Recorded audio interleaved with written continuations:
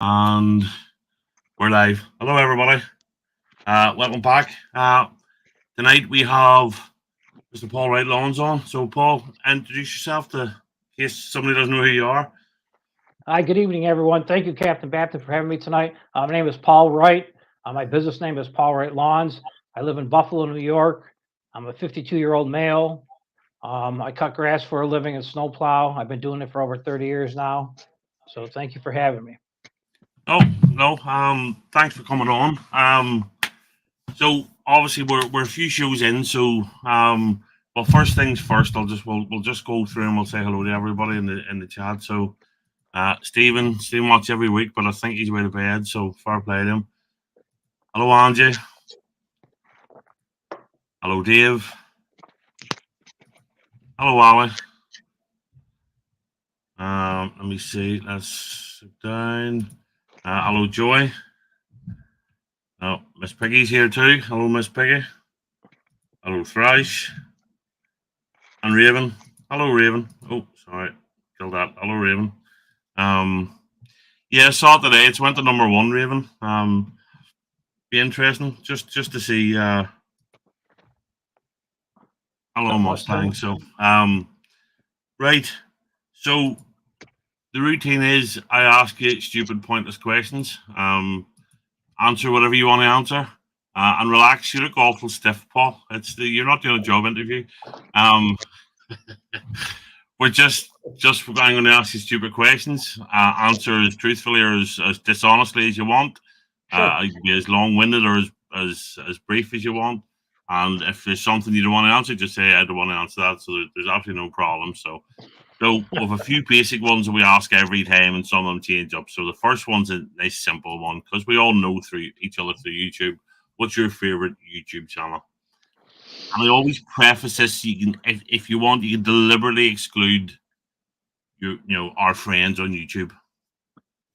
My favorite YouTube channel, I would say now, because my interests have turned more because it got monetized on YouTube.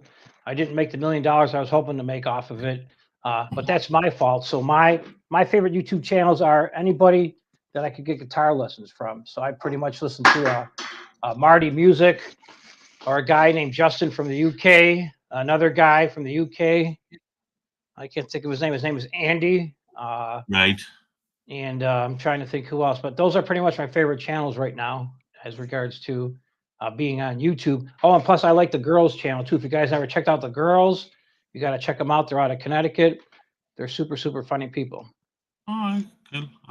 I I've been looking at the guitar stuff on and off for years. I don't like the guy Marty. I don't think he's a particularly good player, and I think obviously he's way better than I am. I don't mean it like that, but compared to some people, but I don't think he explains himself very well when he's trying to tell you to do stuff. He's presuming, you know, the other guy you mentioned, Justin Guitar.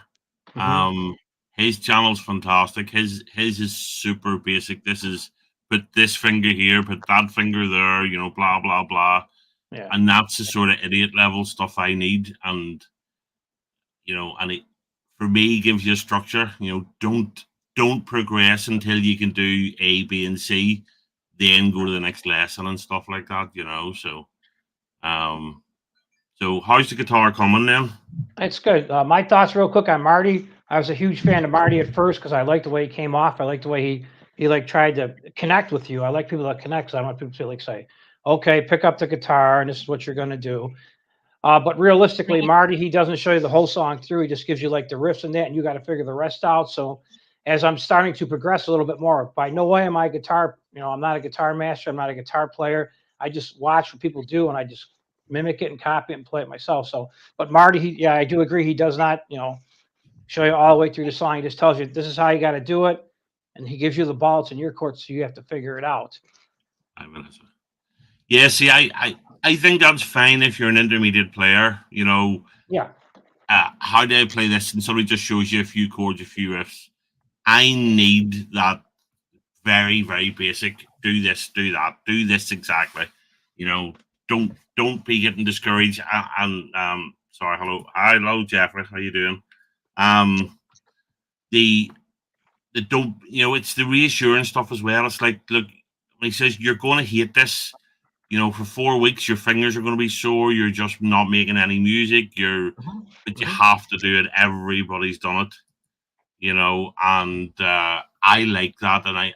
For me, I'm better with structure, and that's why I like it. Lesson 1 is the A chord, and he shows you how to do it, and he shows you how to practice it.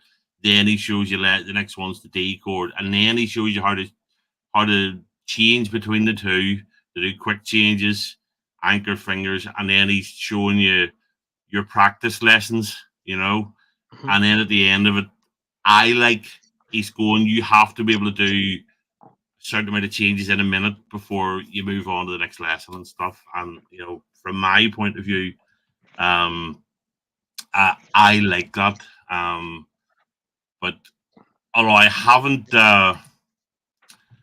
haven't paid for the app because the app's quite expensive, so I'm just using the free stuff at this point, So, yeah. But we'll see what happens, So, no, I think that's fair enough. The guitar stuff's really handy. I think YouTube as a resource is fantastic. I honest to God, when I first bought a guitar 30 years ago, if I had had YouTube, I'd have been playing by now. Yeah. Having somebody online and videos and having the likes of PC and Thrash and JV and all to help us out. See, but my thoughts on that real quick before we change the subject is that whatever teacher you might teach you, you got to find a teacher that likes the same music as you.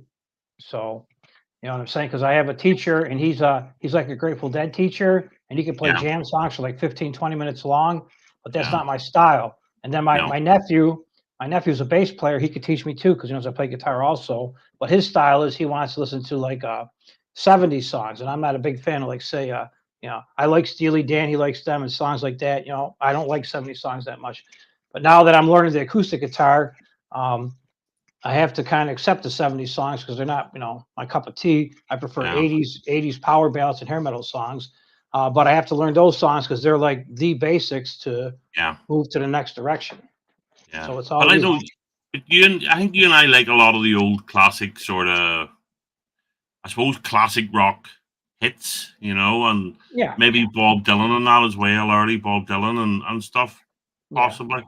But I think the point is you have to learn the bass. I think you're going to end up having to learn the odd song you don't like just to learn the mechanics. That's sort of what I'm doing. I'm not even I'm playing a song yet. I'm literally just jumping between the 3 chords and practicing switching chords and trying to make it as quick and as as clean as possible. But yeah, it's definitely a work in progress. I think for both of us. I think you're way, way, way further on than I am, mind you. Like I say, I'm literally on lesson 2. Switching between the 3 chords as quickly as possible. So I ain't even playing. But yeah, I think that's why I get discouraged, because what I used to do was try and learn to play. So you'd go to YouTube and you'd learn, right, I want to play, say, Simple Man. And it's a simple song for somebody who knows what they're doing. Mm-hmm. But when you don't know the strum pattern and you're struggling to change chords quickly enough, then after a while you're just destroying a song that you love. And I found that, very, very, very, discouraging. And that's there's only so many times you can murder a song that you love. But you have to murder the song to get better. You have to do it. You have to play through it. Myself, I moved through that section. Now I'm on the bar chords, moving up and down the neck with bar chords, and also learning how to walk up and down on the songs with the chords, because that makes it seem so much fuller. But we don't have to talk about music. We talk about whatever you want. So no, it's okay. No, we've plenty of time. So, hello, Keith. Just a few people turning up. Who's Keith? Jeffrey Gamer came to us through Blake. In case people don't know who he is, he's a big gaming channel. So there's a lot of golf. He's making me want to buy a golf game from a PC. So but we'll see what happens. So okay. So question 2 then. What skill or talent would you like to have that you don't currently have? Ooh, that's a tough one. I would say my biggest, weakest talent that I do not have is spelling. I can't spell to save my life. Very bad at spelling. So I'm not good at reading because of that. That's why I'm a laborer. I'll dig a hole as big as you want, or you give me a measurement off the tape measure, I'll cut the board for you to that size. But in regards to that, my biggest weak point in life is spelling. That's my biggest. Right? Is that a I don't want to say is that like dyslexia or something, or is it just something you didn't do when you were younger? It could be both. I didn't like doing homework. I didn't like school. I didn't like being there. I don't like being tied up in a job. That's why I'm self-employed. And I can't stand looking at a clock, whether it be like going to school from like 8 to 3. I looked at the clock, it seemed like it was going backwards. And anything in life that I was forced to do, I never did good at. I have to want to do it to get better at it. So, but I would say that it was just a lack of effort on my part. You know what I'm saying? Just like I say, if you don't practice your guitar, you're not going to get better. Well, I Yeah. didn't practice my spelling words. I didn't practice my reading assignments. So I was always just enough just to get by in school. So if passing was a 65 and I got a 66, I was tickled pink. Yeah. But it's a learnable unless you've got like say my brother's badly dyslexic, and it wasn't caught on with him until a certain age, and then it became hard to rectify. Now the thing is, he puts himself down all the time. Says, "Oh, I'm stupid, I can't read." And they came up to say, "You're not fucking stupid," because he'll watch a documentary about a tank from World War II, Yeah. and all that he'll just absorb like that, and he'll be able to tell you, the track depth and all the stuff that was on the thing. The same with wildlife stuff, but he won't even pick up a book. But you could easily pick up a book. But like you say about the songs, the music, I think what could be really handy is get something you like to read about. Um, Even if it's a get fiction, like for argument's sake, I know there's a clan of us here in the chat that love Stephen King. Well, JV's not here, but JV and I are both big Stephen King fans. Yeah, But my wife's got all his books too from Stephen King. Yeah. yeah, you could easily pick up, for argument's sake, there's the short stories in Four Seasons has it's the Shawshank Redemption, and it's only a short story. It's the Rita Hayworth and the Shawshank Experience, I think it's called. And it's so the likes of that, you never know. You might get a love for it if you just pick it up one night and just do 10 pages and it's a short story, and he's a fantastic storyteller. You never Yes. know where it'll lead, but it's. I mean, the brain's a muscle, just like everything else. You say about practicing with a guitar. I'm being a bit of a hypocrite. I have loads of books. I used to read loads, but I just struck up two or three sitting on my shelf beside my bed, and three of them I'm a wee bit through, including Bram Stoker's Dracula, and I've been at it for about 3 years. And every time I sit down and literally sit something Saturday afternoon, put a bit of Pink Floyd on the background, and I'll sit and read, and I go, "This is brilliant. I'm really enjoying this." Yeah. But then after half an hour, I'll put it down. I'll not touch it again for months, which is stupid, So there you go. BC's the same thing. It's his favorite, and some of his short stories are absolutely epic. And I say that one book was The Body, which turned into the film Stand By Me. Rita Hayworth and the Shawshank Redemption, which turned into the Shawshank Redemption. There's one called Apt Pupil, which turned into a movie as well. I can't remember. It's 4 short stories, but the likes of that's just, or maybe you like your historical stuff, So, but also I just want to say, look, everybody in the chat. So, first of all, thank you everybody for coming. But the other thing is, if you've got a question for Paul, Miss Piggy's already started putting questions in. Don't be looking at the chat, Paul. I just mark them and ask them at the end. You look at chat if you want. I'm just saying, um. So I have a couple starred already that yeah, there you go. See, BC's read a lot of the same stuff as me. Our Pupil was such a good short story. Very, very disturbing, but it was fantastic, But yeah, the man used to be such a good writer. So anyway, so question 3. What has been the best experience of your life?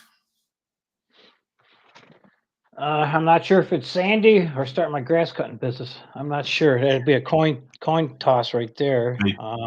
presume Sandy's the best thing because we all know Mrs. Paul is the best thing that's happened to you, So I still don't like calling her Sandy. I just prefer calling her Mrs. Paul. But so discount the family, I suppose, because it's a stock answer. Everybody goes the wife, the kids, whatever. Yeah. So you'd say to that. The best thing I could say in my life experience would be then work wise would be getting a small little push mower and talking to people, putting little ads out, getting them to sign up to get their grass cut, and doing the work on my end the way they expect it to be and getting paid, and a little push mower led to 2 push mowers, which led to a junky truck, which led to junky equipment, and it just kept climbing more and more up the ladder to where I'm at now, where I have better stuff, say more reliable equipment and more efficient. But I need that equipment to be reliable and more efficient. 'Cause now that I'm getting older, I don't want to get up in the morning and tinker with stuff or try to fix something in the morning, go cut grass. So, but that would be the best experience of my life was learning to work for myself, because what I make in 2 days would take me a week to make work for somebody else. So. Right. Okay. So how long have you been doing that then? How long have you been self-employed doing the lawns then? I had more jobs than you have underwear in your life, to be honest with you. And then my 3? I started cutting DBA. I started my grass cutting business in 1993. So I've been doing it ever since. But 93, Jesus. 1993. Yeah, so it's 30 years now. Yep. I'd only just left school. But being self-employed has to be rewarding. Oh, definitely. I know a lot of people that say they can never do it, but a lot of people say they would never be able to do it because they're worried about collecting a paycheck. But I believe in myself. So if you believe in yourself, just like with the guitar lessons that I'm taking, I signed up for the Porch Fest already. I got approved for that. I'm hopefully going to play the guitar at Joey's comedy show coming up during an intermission or whatever, or before or afterwards. I'll do that, my own acoustic set. And I believe in myself. If you believe in yourself, you could do anything. If you go up in the morning and say, I can't do whatever I got to do with the job, whether it be, being a cleaner or a printer or a nurse's aide or something. If you say you can't do it, you're not going to be able to do it. But I believe in myself, and trust me, I've been kicked so many times that I hold my head up high and I just tell everybody to watch me. That's my bottom line is right there. And that's the whole reason why I started my YouTube channel, because I wanted somebody just to get the courage and say, hey, if Paul could do it, anybody could do it. Yeah, but being self-employed, I know it's tough, and it really is the American dream. I think buy a lawnmower and start a business, and get paid to cut some lawns, then reinvest in a better mower, and build up. But and that's that's fantastic. It is. I worry the American dream's down because there's so many lazy, self-righteous. Oh yes. Pricks being raised that are afraid to work, that they expect stuff for nothing, and but you're one of the perfect examples of it works. But I suppose so. I mean, you were married to Mrs. Paul at that point, or was that after you started the business? No, I met Mrs. Paul when I was 15. I was supposed to be a priest, but I turned out to get married to her. So at 15, she's 51, I'm 52. It's a long time, and we got married in 1990. But she's the driving force. You know what I'm saying? She said either, hey, either you make me some money or I'm going with Blake. You know what I'm saying? So I got my motivated and got going. That's what it boils down to. But anybody who's watching this, even if you're watching on replay, it doesn't matter what business you do if you're self-employed, as long as you follow the same principles of doing what you're supposed to do, charging people what you're supposed to do, not ripping them off, and taking all the negative complaints that they might give you, trying to get freebies. Everybody wants a freebie. You will succeed. So.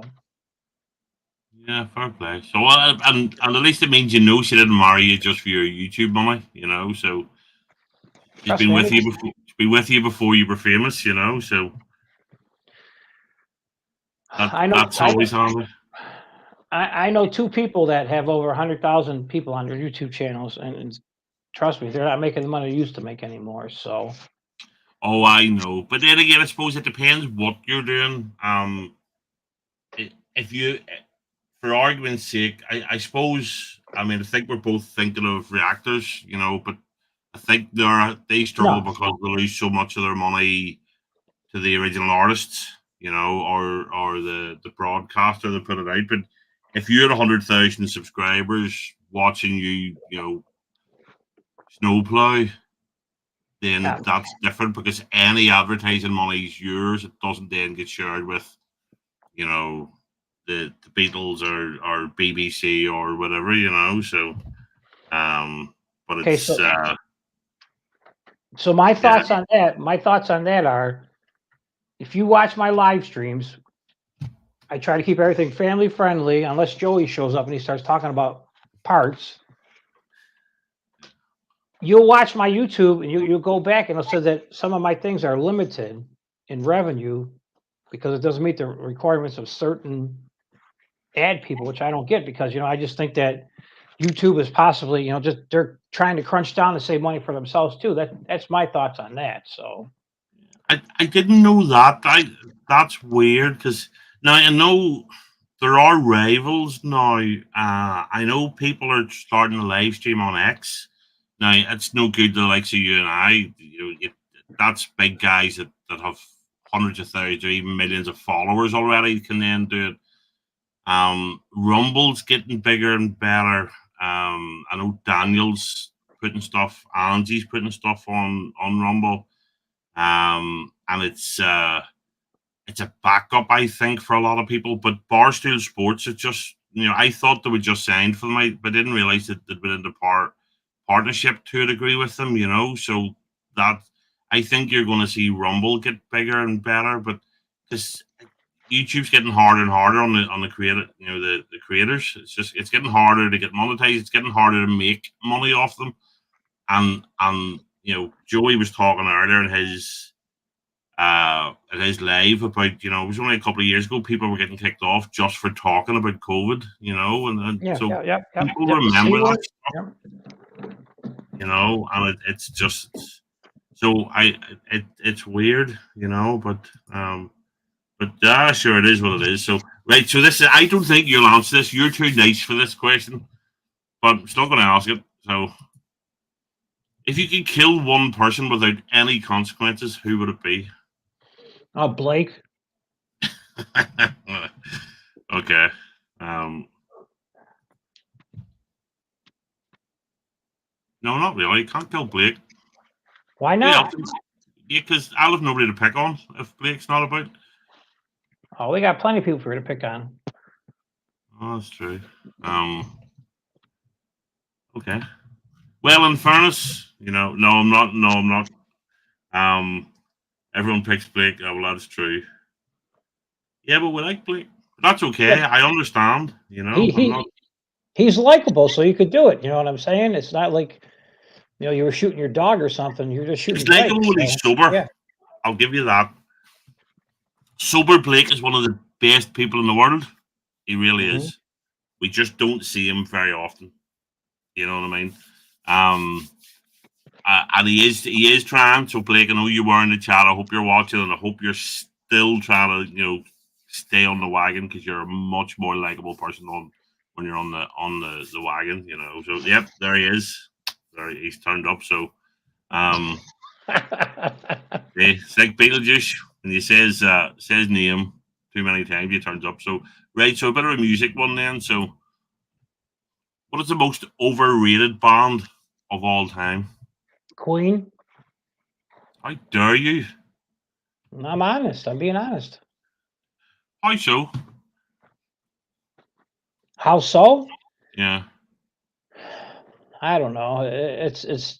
I really don't want to go there because we got a lot of friends and I don't want to offend nobody. Not being you, Captain, but other people in the chat. Because you could take a punch to the face just like I could take a punch to the nose too. I don't know. It's just I think that they're very talented, but anybody else you compete against it too are just as talented too. So my thoughts on that are, I was just throwing an answer out to you, which absolutely means nothing. So you have to remember, this is a safe space. Yeah. You know what I mean? You don't have to worry about offending anybody here, because if anybody's offended, they can fuck off. No, I'm not like that So, though. I don't want people to I unsubscribe know, from my but channel this or is your just channel. look, but that's okay. But just remember, there's nobody watching. It'll be, so but see, Paul, Eric said Nirvana, and I put a Yeah, short out, yeah, I and know. Yeah, I watched that short about Nirvana. I've seen it. Yeah. the amount of grief, the comments go, "What do you mean? Kurt was amazing, all the rest of it." So, Well, um, my thoughts on that are is Nirvana. They killed all the power ballads and the hair bands and all that stuff. So, but yeah, see, it was just changing direction of time that was their time. Because honestly, if you watch them, I'm not a good guitar player. I never will be a good guitar player. But Kurt really wasn't that good of a guitar player either. If you watch him play, so yeah, I look. It's not that I get where Eggs come from. I don't mind them. I don't mind Nirvana, but I don't think they're the saviors of rock and roll that some people think they were. So, um, but there's loads of overrated. I mean, I'll be honest. I've only asked that question a couple of times, and for me, it's Rush. I can't stand Rush, and for some reason, people put them yeah. up on a But pedestal. you can't say that though, because BC Herb's gonna get mad at you because they're a Canadian band. I'm not a big fan of Rush either, because that's overplayed too in Buffalo, New York. The most overplayed bands are like say Led Zeppelin. They play constantly up by me. Pink Floyd. They'll play.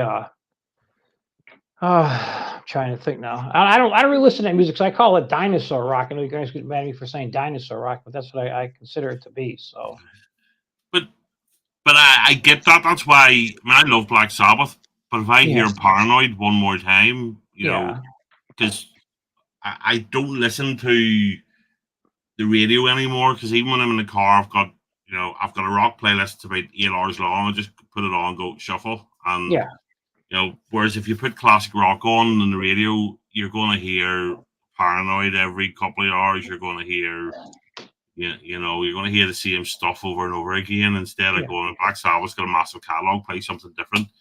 But I think overplayed's different than overrated.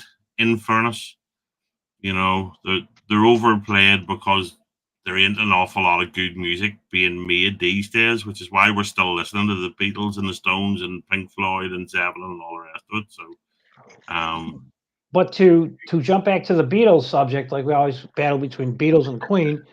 yeah, I got an older brother and I got two older sisters, so I'm the baby of the family. Excuse me. So my two sisters always listened to the Beatles all the time. So I wasn't a fan of the Beatles. So I heard them every single day, the whole album, front, both sides, 33. And now that I picked up guitar and trying to learn acoustic guitar, I'm trying to learn how to play songs for people that I'm going to at little music events that I'm going to try to attend and perform. I like the Beatles now because I didn't like it because I like Twist and Shout and stuff like that. That people will actually get up and maybe want to dance a little bit, and it's going to, go from people that are in their 30s to all the way to their 80s that might get up and dance. So my thoughts on that were I never was a big Beatles fan, but now that and they're easier to play too. You know what I'm saying? Because I'm not a yeah, rock star, I can't solo at all, and yeah, so it's a lot more just to play what we call uh, cowboy chords or just basic open yeah. chords. So See, the Beatles are. I know it's a sort of an in joke now. The Beatles and Queen thing, and that yeah, just came from an impromptu. If you remember, yeah, that's perfect though. uh, That's a good question. yeah, Yeah, yeah, we did an impromptu music. It was during the lockdowns. I was working from home, so I was able to stay up late the Wednesday night. And JV texts me says, "I'm bored. You want to do something?" Yeah, okay. Um, and we did a music thing, and that's it. And it just came down to Queen versus Beatles early on. And Blake, being Blake, he made the proclamation right away: if the Beatles don't win this, I'll never forgive you. And of course, it just meant everybody was going to vote for Queen no matter what. You know, and it's just become a bit of a running thing. And Blake always says I accuse me of hating the Beatles. I love the Beatles. I've been a Beatles fan for 40 years. yeah, Um, just on that occasion, just recently I've been into Queen in a big way, and it's no disrespect to the Beatles because the Beatles are just awesome. And you're right. I remember going to a Christmas dinner one night. There was just a wee 2-piece band, and there was a wee piano bar, and there was only literally me and a clatter of guys from our work, and hmm, they just played a load of Beatles songs, just the two of them, just a guy and a girl, but everybody got up and danced, yeah, and it made a big difference. So hello, Drew. Oh no, I did the wrong one. I've started that for later. I'll ask him at the end. Um, yes, the Beatles recorded. John Lennon's vocals were shot. So honestly, Miss Piggy, check it out. He's got this really husky, raspy voice on it that he couldn't replicate later on. Just he literally it was the last song on the Please Please Me album, and he just needed another song. But his voice was wrecked. That's why he's got that raspy voice on the recording, and it's absolutely epic. So hello, Drew. So okay. And to jump back to the question for a second. I mean, you might look at a guitar like I look at a piano. Like I look at a piano, it's like kryptonite. I won't touch it. And you just look at it, you figure you can't play it. But if they would teach in school, if you could take just basic music lessons on how to play music, like a lot of these songs, like say the Beatles play, and a lot of pop music, whether who it might be, are all just basic, simple progression chords over and over and over. It's a guitarist that could, the lead guitarist that could solo that actually makes the band. But music is really, really, really, really easy at a basic level. But nobody looks at it that way because nobody teaches you how to do it. So it's kind of like a hidden object that nobody wants you to do because they don't want you to possibly start your own band. So, but there's a big difference between playing a cover song, singing some cover song, and actually being able to write a song. It's two different categories. It's definitely a learnable skill. It doesn't mean you can be great at it, but most of us can learn basic songs. We could sit and strum along if we put the time and the effort in. Yeah, and like campfire songs. Yep. Yeah, and then you get real good players that are really good at playing other people's stuff. I mean, somebody with skill could sit, like a BC and that, all good guitarist. He could sit and learn Stairway to Heaven and and Freebird and all that. That to me is just mind blowing. But there's a big difference between playing music and writing music. I've said that for a long time, So, because it's definitely because there's guitarists out there that are fantastic, Stevie Vai and people like that, but they're really good, really fantastic, good players. But they're not writing hits. They're not writing Highway to Hell. They're not writing Paradise City. They're not writing Stairway to Heaven or Comfortably Numb. So yeah. But some people, just like anything else in life, you just pick something up. It don't matter what tool it might be, or a football or a soccer ball, and you're just gifted and you could do it. You know what I'm saying? You just got the skill. It's just without even doing nothing. It's just amazing on that part. Yeah, some people are like that, So, okay. Question 6. What is your biggest insecurity? I don't know if I got one. I wouldn't say. I have to ask my wife that. What's my biggest insecurity? You would think. Yeah, I don't think you've got one. She says I don't got one either. She doesn't think, because you know what? I just roll with the punches. If I got 4 flat tires in the morning, I just either pump them up or I go to the tire store and buy 4 new tires. So I don't have an insecurity, to be honest with you. And if my wife leaves me, that's okay. You know what I'm saying? Just the only thing that's not for sale is my dog and my horses. Everything else is for sale. So I'm really not insecure about anything, because if I need more money, I could go out and chase more money by getting more customers. I don't have to beg people for money. So, I mean, honestly, I don't think I have insecurity in my part. I might. You guys let me know what you think, but. I don't know you well enough. So I don't see any insecurities in you. You're always very outgoing. You're always very confident. You're always, you're not afraid to make a dick yourself. And that's the opposite of me. I'm chronically shy. I'm reluctant to open myself up. I'm not good with people and stuff. So. See, but Captain, I was exactly the same way. I would go to, when I was younger, we'd have school dances. We'd have 2 school dances a year. We'd have a homecoming and we'd have a Valentine dance. And I always would say, I'm going to ask, this young lady to dance. And I would say, next slow song, the next slow song. Then the next thing you know, it's the end of the night. And you go to look, go look for them. They're hiding out in the bathroom and the dance is over with. So So I used to be real shy like that, but now I look at life. I say, hey, Captain, you want to dance with me? You're like, I don't dance with men. I'm like, oh, you know what? Next person. So that's the way I look at life now. And I don't want to say it's a confidence thing. I'm just saying that life is too short to stand back and be shy. So I mean, I'm not going to go out and you know, like Joey would write shirts about girls' parts and stuff like that. I'm not going to disrespect you or nothing like that. I'm just going to ask you, and if you say yes, you say yes, and if you Yeah. say no, I accept. So, but don't get me wrong, I was super shy too, but I learned to break that, and I hope that my son didn't pick up on it that I wanted him to, but I'm hoping that my grandkids they'll be confident in themselves too, and just what I'm saying, go up to the prettiest girl and say, "Hey, you want to dance?" She says no, and you just say, "Okay, thanks." Go. No, I've known people like that. I'm just not, you know, I've said this many times to the point. Just even doing this shit, just still uncomfortable for me. And if I hadn't have been good and friendly with JV and Blake and Thrash and all through the chat on JV's channel for ages, I probably never would have calmed up. Um, so it's different. So hello, Buddy. Buddy's on next week. So Buddy will be somebody a lot of you don't know. Buddy plays the guitar and stuff. So on his own channel. So Buddy's my guest next week. So thanks for popping by, Buddy. Welcome, buddy.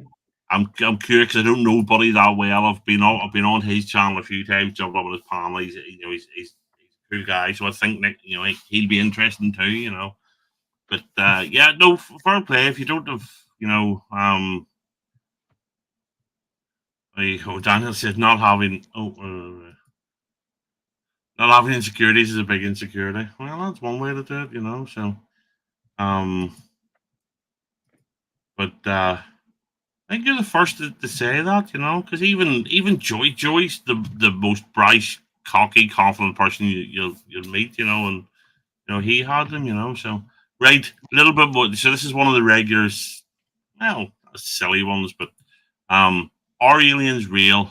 And if so, have they visited us? Okay, my thoughts to that. You guys are gonna laugh. I can tell you one of the very first movies I remember seeing at the movie theater was E.T. If you guys ever heard, it's called. It was the extraterrestrial. It was in the movies. It was probably like 1982. I remember going to see it, and I remember crying at them when he was inside like a tube, and they thought he was gonna die. But I would agree with aliens and that being outside, the weather, the atmosphere, the Earth, getting up in the middle of the night, especially living out in the country now. You can see there's so many stars. You got to think with all those stars everywhere. There's got to be somebody that's somewhere out there. We just can't be the only people. And I don't want to take it to a religious chat or nothing like that, but there's got to be somebody else besides us. We just can't be the only people out there. And have I ever seen an alien? No, I don't know, but I would say no. Although I've been watching some stuff about Tesla cars lately at cemeteries, and they're picking up on like spirits walking around. I don't know if you guys saw anything about that. No, I haven't seen that. You haven't seen that, so just type in YouTube. There's the newest one. It's from like a month ago. A person takes his Tesla car out to the cemetery. You can actually see people walking around, and they show the camera, and there's nobody walking around, so it's pretty cool. Right? Okay. Yeah, so check that out. Just put Tesla in a cemetery for the car, and they were saying that they said because Tesla's got the most advanced, for driving, by self-driving car and stuff. Advanced cameras, 360 cameras and stuff. Yeah, it picks up on it, so it's pretty cool. But aliens, I don't know. I mean, I met some people in life that might be aliens. You know what I'm saying? They're a little bit goofy. I mean, I'm weird myself, but they're a little bit beyond weird. So, but that's tough to say. But there has to be other people out there besides us. We just can't be the only people, in the universe. I agree. I agree with that completely. I think there's something out there. I think there's just so many planets. There's so many galaxies, millions of galaxies. Mm-hmm. For us to be the only life forms, sentient life forms in the universe, I think is just completely, narcissistic, but I'm just not convinced of being the visitors. That's all, I'm not saying they absolutely haven't, but, I think a lot of the so-called sightings, I think a lot of it's just military stuff being tested that people don't know about, Yeah, And okay. I always talk about the stealth bombers and the Blackbird and all that sort of thing. If you'd have seen that flying about 10 years before became common knowledge, you'd have looked at it and went, "That's a spaceship," We have up here in Buffalo, New York, we have a bigger AM station, excuse me, that I listen to, and they're pretty one of the larger AM stations. And actually, one of the announcers I listen to, or the DJ, if you would call him, he actually got visited by the Secret Service and FBI because he actually came across of in our area they were doing like testing for like being invisible, some kind of a suit they would put on make him invisible, and he actually seen it being tested outside the airport up here in Buffalo, New York, by his house, and they wanted cease and desist and don't say nothing else about it. So and I do believe the guy because he's got nothing else to prove. You know what I'm saying? He's not trying to Yeah. get more listeners. He's got, he's well established. It'd be like, me telling you something. I'm not going to BS you because I'm not trying to impress you, and I don't need no more friends. So I do agree with the technology could be definitely a factor on that part too. So I mean, those Drews just had I mean, I do think, especially recently, every time that the government wants to distract you from something, all of a sudden start talking about aliens and that again. But there's a guy called Bob Lazar. If you only ever listen to one Joe Rogan thing, go on to Spotify and listen to the one with Bob Lazar, and he's the guy that worked at Area 51. okay, what's his last name? Bob what? Lazar, Lazar. I think it might be AAR. Okay. I'm not sure, but so they've tried to discredit him in every way, but said he didn't even go to Harvard and stuff. But they were able to go. They found the records going. He did, and he talked about a lot of stuff. And he's been telling the same story for 20 or 25 years. Yep, there you go. Lazar, BC knows him as well. Yep, I got it. Yeah, I see it. BC account. Yep.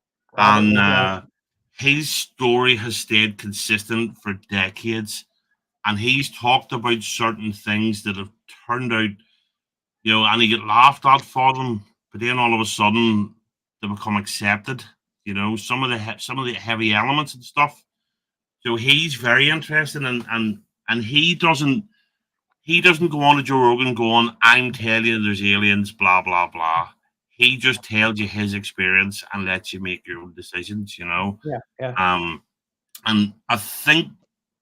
Now, I don't know millions about him, but one of the things that impressed me was Joe Rogan had to stress that he was super reluctant to come onto the show. He wouldn't take a payment for doing it, and he wouldn't even let Joe Rogan pay for his flights and his hotel and stuff because he doesn't want people turning around saying, "Oh, you're in it for the money, you're doing the fame, the notoriety, whatever." You got sponsored. Yep. Yeah, but it's an interesting watch. You know what I mean? It's like 2 hours just him sitting talking. He's another expert on. It's brilliant. I love stuff like that. I'm not saying they have been here or they haven't, but it's very interesting. Because he's also the guy on the film Fire in the Sky. Okay. So it's supposedly it's based on true events. Some logger that was abducted and was taken away for 3 or 4 days, and it was Travis something. Anyway, he's been on. I never watched it, but he's been on the Joe Rogan thing as well. But good film. Travis, there you go, Travis Walton. The film Fire in the Sky is pretty. It's a good film. It's well done. Again, whether it's true, I don't know. But yeah, but Aliens is. I don't know. We'll see. Okay, so question 8. What is your guilty pleasure?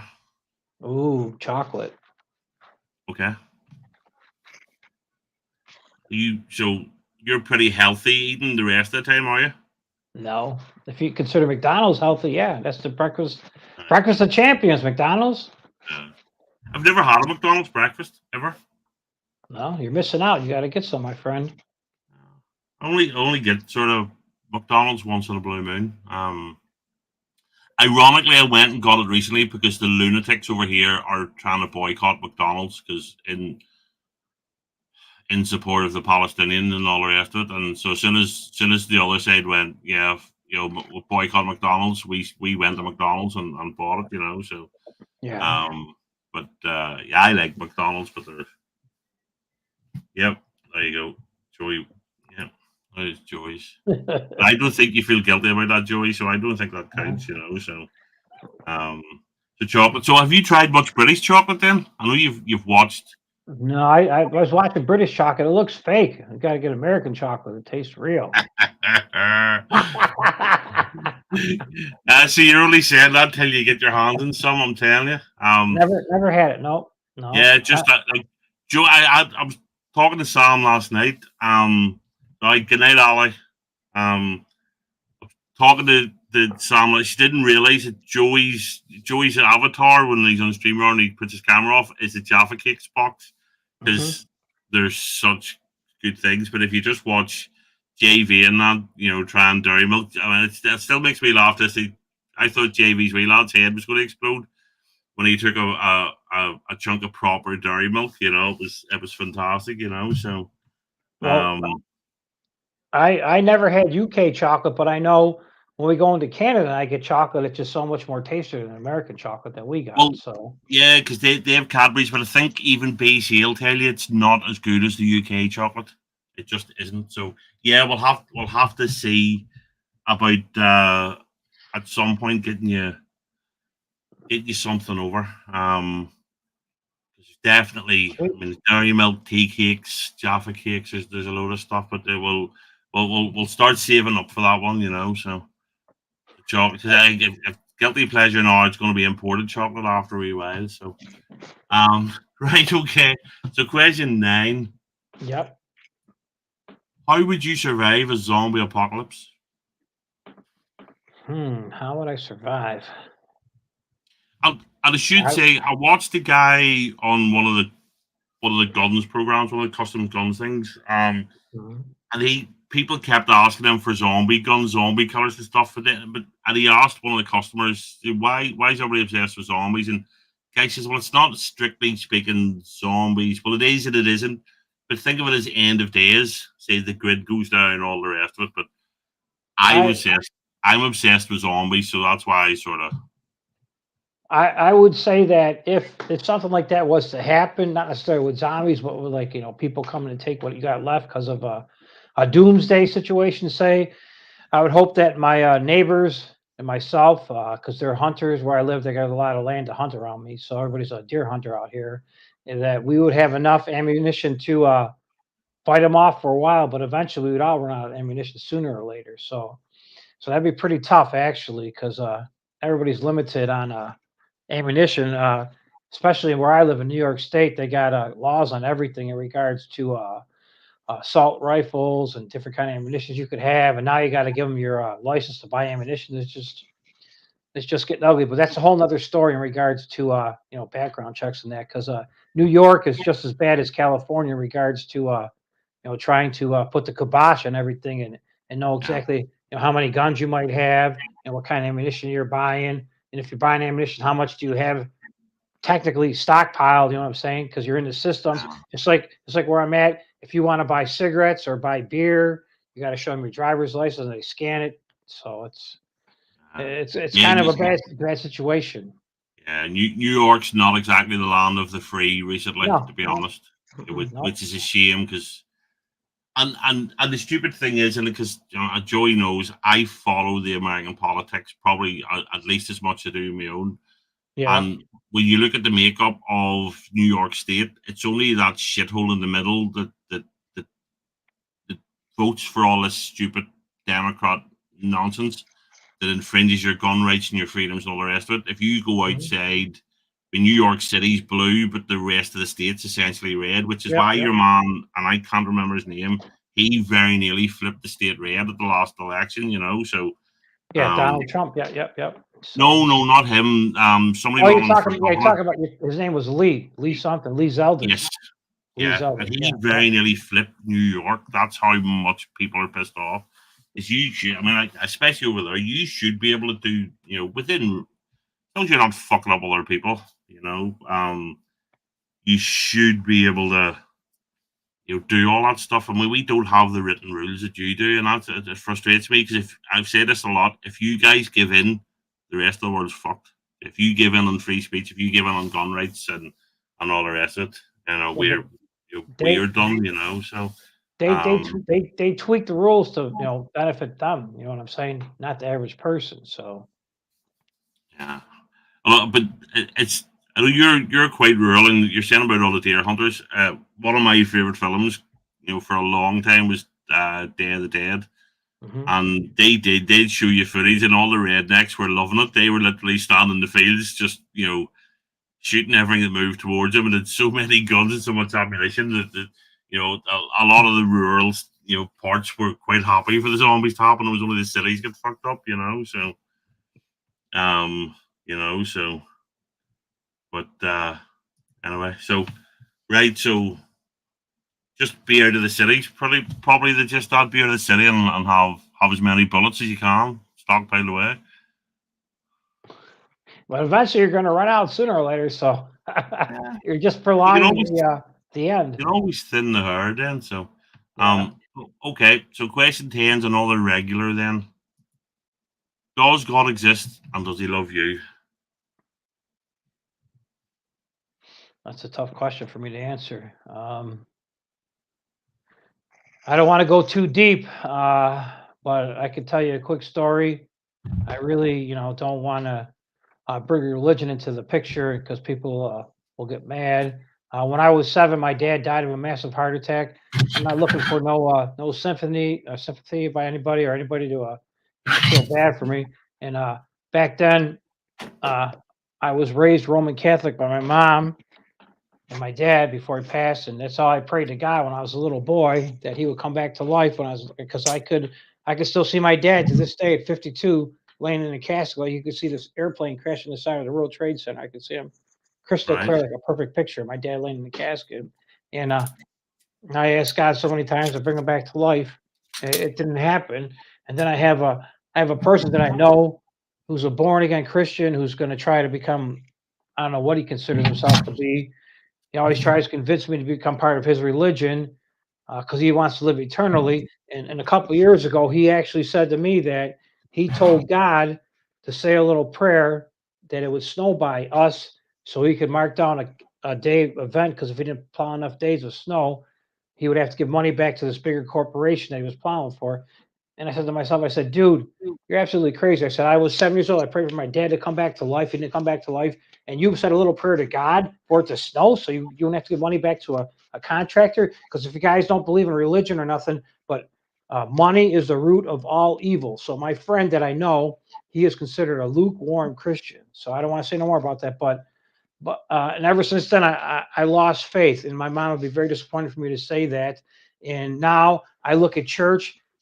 Church is a business. That's what it all boils down to. Because if you ask people from a different religion, whether they might be Buddhists, Taliban, you know what I'm saying? Yeah. Whatever, they don't believe in my God. And you know what? I don't believe in their God. So it's Yeah. just, I really don't want to keep going much deeper because I don't want people to start turning the channel off. But so I would say, do I believe in God? I did until then. And now I just think, see, I really don't want to say this either, Captain, because I believe in fixing my own problems. I believe if you have to turn to God to solve your problems, you're in a world of hurt. Just like I'll give you one quick instance. There was a person up here on a local TV channel. This person said that they couldn't pay their water bill, so they were going to shut their water off. You know what the person's comment was? God will make it right. No, how about get off your lazy butt, get a job, and pay your bill? Yeah. Absolutely. So Yeah. I think I absolutely don't believe, but I don't object to. I don't mock people's personal faith, but I think there's a yeah, massive difference between somebody's faith and the religions. I'm like you. They're all a business. It's all they are. It's just how much money. I mean, they talked about this. We Northern Ireland's split. Protestant Catholic and that there. So and I yeah, remember when where I work. Obviously, it's a mixed office, but I remember going up to a funeral, or not a funeral, a cremation up at Roselawn. And there was a few of the Catholics from the office with us, and the Catholics at that point didn't cremate. Okay, so they'd never been to the crematorium, and it's very much like like a conveyor belt. You go in one set of doors, you've half an hour in the wee thing, and then you do everything, hit the button, the coffin goes down, and then you go out the other door because there's people Yep. gathered there. And they were, they found that, they said that so they liked it and just found it strange because, sometimes the priests, captive audience, they're going to torture you for an hour and 10 minutes, and you need to fear the devil, you need to, you're going to go to hell, right? But so what I didn't realize was at that point, why weren't Catholics cremating? Why were they all insisting on burying? And it turned out, because I looked into it, there was no dogmatic reason for Catholics not being cremated. The priests just didn't know how to. The priests didn't get paid if you got cremated, so they were telling their flock, "You have to get a proper Christian burial." All the rest of it, and that was like the final, just organized religion, just that taking money off people. And especially people, because they get you when you're getting married, they get you when you get a kid born, they get you when somebody dies. All times when you're sort of, it's ingrained in you, need them, and so now because they do now cremate now. We've had to open a second crematorium in Northern Ireland because we're not a very big country, Uh-huh. But the priests of the Catholic Church has now worked out how to monetize, cremations, so and it's just out there, and I just, that's what I hate more than any of the rest of it. Believe what you want to believe, but does it make you any less of a Christian because you sit in the house and pray rather than go to a building every Sunday morning and hand over money? I don't think so. So but anyway, right. So it's at the halfway mark. So at this point, I always want to have a wee drink because my first drink of the weekend. So, and yes, we are back on the good stuff. So Bushmills, 10-year-old single malt. So Cheers. you on the coffee? Sure. Yeah. Yep. See, you're not off the drink. You're not doing dry. I was gonna say. I didn't think you'd be doing dry January. I don't know see that I have a beer or nothing. No, so. I wouldn't worry about that. And it's in honor of BC too. BC Herbs, Tim Hortons. Yeah. We have a Tim Hortons now, and I didn't like it, to be honest. You don't like it? Wow, it's like crack. The coffee's so addictive. I mean, you can't go without it, honestly. I don't drink coffee. I can't stand coffee. I love the smell of coffee. Don't like the taste of it. Okay, so listen, Captain, real quick, just go there tomorrow or next time you work and just get a small black and let it cool down a hair and just drink it, and eventually you'll like it. That's how I learned to drink coffee too. Black. No, I'll stick with whiskey. No, I'll just drink whiskey or more whiskey. I'll just leave it at that, So I have to. I've so much whiskey now. I'm gonna have to hammer through it. I was given whiskey at Christmas. I was given whiskey for my birthday, and I've got loads of it now. So I'm gonna have to work my way through it. So okay. Somebody's got to do it. That's it. And the thing is, I'm genuinely not that big a drinker. I'll have maybe 2 whiskeys tonight, So it's not like and I only really do it on a Friday night, so it's not like I'm not going through loads of it, I just when I do drink it, I try and drink nice stuff. That's all, life's too short for for certain things. So I don't know. It's also 1 o'clock in the morning by you too, right? 9, 10, 11, 12. Yeah. Yeah. It's coming up on 10:01, but I'm so used to sitting up on a Friday. Truth be told, it's one of the reasons I started doing this because I was so used to JVs on a Friday night. Whenever he got busy and couldn't do it, it just felt weird. Nobody being live on a Friday night. I got a real good channel I could take it to on Friday night if nobody's live, and you'll like it too, actually. Right. Okay. But that'll be in our private chat. I'll take it to you. Some of you guys know about it anyway. So. See, for me, there needs to be. I like a wee bit of interaction with it. If I go to a channel and I like to comment in the chat and get some sort of interaction. See when channels get too big and they're just ignoring it, or even truth be told, when the host's too drunk and they're not paying attention to the chat, I'm like, why are we being there? Because the chat's half the crack sometimes. I do agree with the chat. I do agree if you could read the chat and keep up with it. And actually, the chat makes your YouTube live go a lot easier because you could interact. If you've got nothing to talk about, you could say, Yeah, "Oh, BC says radio," and be like, "BC's got a radio." You know what I'm saying? You yeah. could read the chat and carry on from that. So Yeah, I have to try and balance it here because we're having a one-on-one chat. If this Mhm. was a panel, I'd be much more focused on the. So I am keeping an eye on the chat, and that's yeah, why I say hello to people and that, and I highlight some comments. It's tougher when you're just having a one-on-one than it is if there was six of us here. Then you could be talking to other people, and then I could be doing the chat. sure, Um, I agree. so that's why it's a hard balance. So right, so again, one of my regular ones. Then, if you could pick one superpower, what would it be? Hmm. A superpower. That would have to be. I'm gonna go with X-ray vision. That's Okay, because Joey inspired me with all his comments from earlier. So that'd be pretty cool if I had X-ray glasses I could put on. I could look around.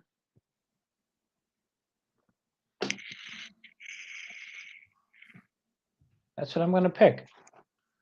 Vision. yeah, yeah. I think, yeah, I think X-ray vision is one of the best ones. It really is. Just the amount of shit you could do.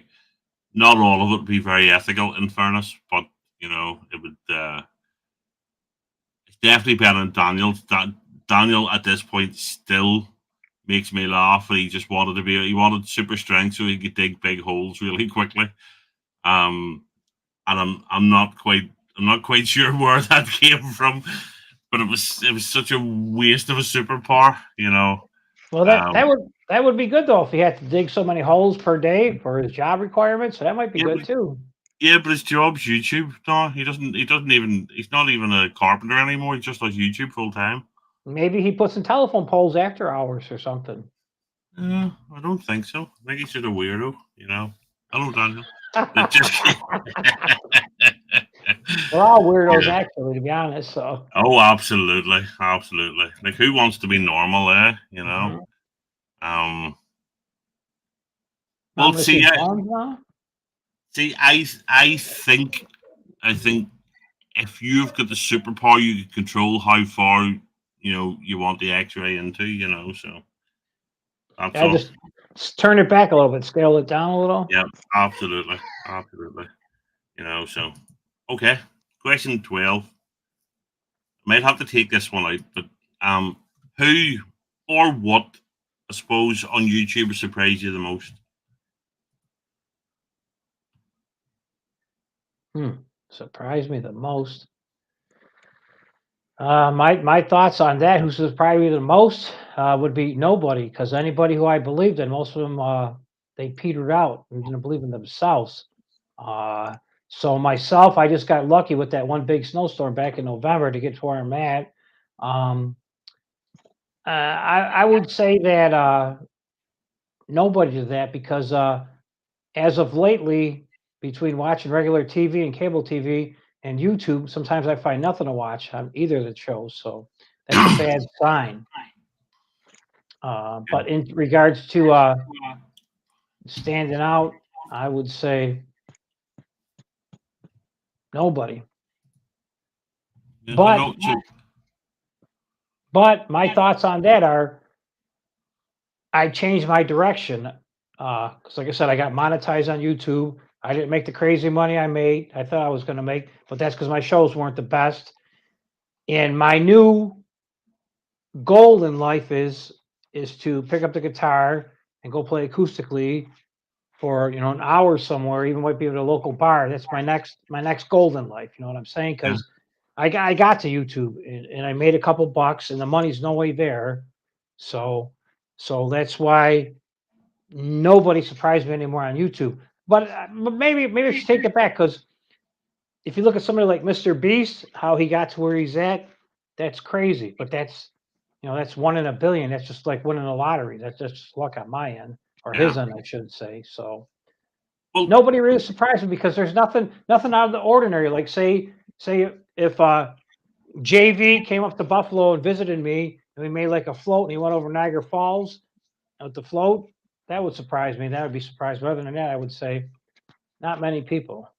but you said you got lucky with the snowstorm, but I mean, surely surely luck. What's the old saying? Luck is the residue of hard work. No, not necessarily. I was in the right place at the right time. Somebody threw the football and I caught it and I ran with it. You know what I'm saying? And Yeah. and before I met you guys, I met a guy who did crypto Yeah. that's got over 100,000 subscribers, and I pretty much took my show from him. And I found out that if you're positive, happy, you keep the chat going, you pay attention to who's in the chat, people will pay attention because people want to be recognized. Like anybody who's watching the chat right now, like say Art by Sparkle, hey, Sparkle is here. They want to be recognized that they're there, even though they can't afford to send a super chat possibly. They want you to know they're there. So I took all the positives from that guy's channel to my YouTube channel, and by them giving me the big push that one night back in November of last year, it helped me get to the new level. And just like I found a person that I watch he was on Friday, Saturday, Sunday, Monday at a bar in South Key, Florida, or Key West, Florida. It's called Willie, like the person Willie T's bar. And he plays every Friday, Saturday, Sunday, Monday from 11 in the Eastern until 2 o'clock in the afternoon. And I'm taking everything he does on his guitar show because he plays acoustic and he sings to people at a bar. I'm taking everything he does and I'm making a show of myself of that, and that's gonna help me get to the next level hopefully with my guitar playing. So that's my thoughts on trying to Yeah. See, I think you're under. I think you're under. I can't think of the right term. Not underselling, undervaluing, but you work super hard at everything you do. So, and you could say you were lucky it snowed. Yes, I understand that, but at the same time, you could have just went, I'm not going out there. Your work ethic made you go out and do it. Your work ethic is what got the business in the first place up and running and getting bigger and better. And it was your work ethic that made you leave the house, even though the roads were dangerous. Because I remember watching you that, yeah. because it was the last half hour that was the only thing that really worried me. It was you driving home that night, but a lot of people would have just went, I ain't doing that. I'm not going out there, So, and then certainly when you mention Mr. Beast there, yeah, there's always an element of luck. There's no two ways about it. You have to get luck, but you also have to put the work in to begin with. Mhm. Like if you're not doing the hard work, the luck's not going to come to you because that he reinvested. He literally lived on a mattress and on the floor, and Yeah. even when he could have went and bought a big swanky house, everything he made, he reinvested in his channel and to make himself bigger and better. So yeah, he was. There's luck. Successful people always have an element of luck, but the hard work's super important, and that's what you've done. It was the hard work that let you be in the right place at the right time. Um, and if you didn't have that, it just wouldn't happen. So yeah, you were lucky it snowed, and then sometimes yes, because I do remember wives getting messages all day going, "Holy fuck, you've got to check Paul out. Look, he's got 1,000 people watching. He's got Yeah. and your subscriber count got up and up and up and up. And literally, I mean, an hour later, somebody else would send me a message going, he's just passed 1,000. He's just passed 1,500. He's just passed, But that's because you were working. That's because you didn't shy away from it and go, I'm going to hide in the house. I'm going to Yeah. get off the arse. I'm going to do it. Don't get me wrong. I mean, it definitely sucked, but I didn't tell people it sucked. I knew it was terrible. I was against a losing fight. I wasn't going to win, and I didn't want to do it. But I don't portray it to nobody because I learned in business that if I got to work from 8 to 3 o'clock in the afternoon, no matter how much I complain, if I just work right through it, I'm gonna get more done. Yeah. You know what I'm saying? And if I complain, I'm gonna get less done and have more for the next day. So I just learned to work through no matter what the situation is. You know what I'm saying? But also that brings me back to a time that back from when I lived in my old house from like 96, or I should say 95 to 2001, I was a volunteer fireman, and they learned me a lot of skills that, to believe in yourself. You know what I'm saying? Don't run away from problems. attack the problems, whether because we had one call. I want to tell you guys real quick if you want to go to that situation. We were on the thruway and we pulled up to the situation where a truck, a little truck, went into the back of a semi, and the person was actually still seatbelted in, and he passed away. He got burned to death, and we were putting him out, and he was still sitting in his seatbelt. So I mean, as horrible as that seems, you got to look at it as it was a bummer and it sucked for that guy that he passed away. But you got to look at it as it wasn't your fault. You could only do what you could do, and you got there and did the best you could do. So that's another skill that they learned to me, and they learned it to me by being tough, in regards to like kind of like being in the army. Be like, this is your job. This is what you got to do. It don't matter how bad it is. It just has to be done. So that's something that I learned, and everything I learned in life, because life is a story. It just helped me get to the next level. I'm not saying that I'm perfect or better than nobody else, because I'm just like anybody else. I get up in the morning, I put my pants on the same way. I eat breakfast. I get up to the alarm and go to work. But it's just I accept what I have to do. So that's my thoughts on that. Yeah, we're very opposite in a lot of ways. I've had bosses that knew that if I stopped complaining, there was something properly wrong. I just grumble all day. And it's only when I go quiet. I on Lenny, my boss I had for years. He says it's only when I stopped complaining he knew something was wrong. And then it'll be, what's up? And I go, nothing. It's yeah. I don't. But also I try to surround myself with people that know what's going on, whether it be, the grass cutting business is all part of the business. I don't want to tell you, hey, Captain, grab a rake and start raking that grass, or hey, Captain, grab a blower. I surround myself with people who know what's going on, that they know that this got to be done, this got to be done, this got to be done to get to the next job. So surrounding myself with positive people helps me look better. Get what I'm saying? Because if you know what I'm saying. And the same thing with, I have people that can fix my machinery, fix my lawnmowers, they fix my trucks or my car. But in return, we work on trade. So what trade is, I don't know if you guys don't work on trade is, but work on trade is I'll go do whatever they need done for free. You know what I'm saying? But they'll buy the materials, whether it be, mulch or plants or whatever. They pay for that. And then I go do what I got to do, no matter how hard the job is. I don't say, oh, I don't do that because that's too hard. I just do it. You know what I'm saying? Because we work on trade. Same thing. I drop my car off or my truck off. It needs to be fixed. They probably say this job sucks or whatever. I don't want to do it. But you know what? They do it the same way, because working on trade, it's just the way to go. And it's just so much easier knowing that somebody's got your back. And you need to make friends, especially in my business, because when something breaks at the last second, you need to get pushed to the front of the line to get it fixed again, to get back out. You can't say, well, in 3 days, my truck will be up back and running. You can't accept that. So, but like I said, I try to surround myself with people that know exactly what's going on, and you don't have to tell them what to do. Yeah. Laurie, I have to disagree with that completely. I like grumbling, and grumbling might make you feel more miserable, but we're all different, and that's a very American attitude. I was talking to Joey one day. Joey and I he says us Brits we're too, we do complain, and we do, we don't have the optimism, and he says, but the Americans have the blind optimism. He says and in his words, Americans are too optimistic at times.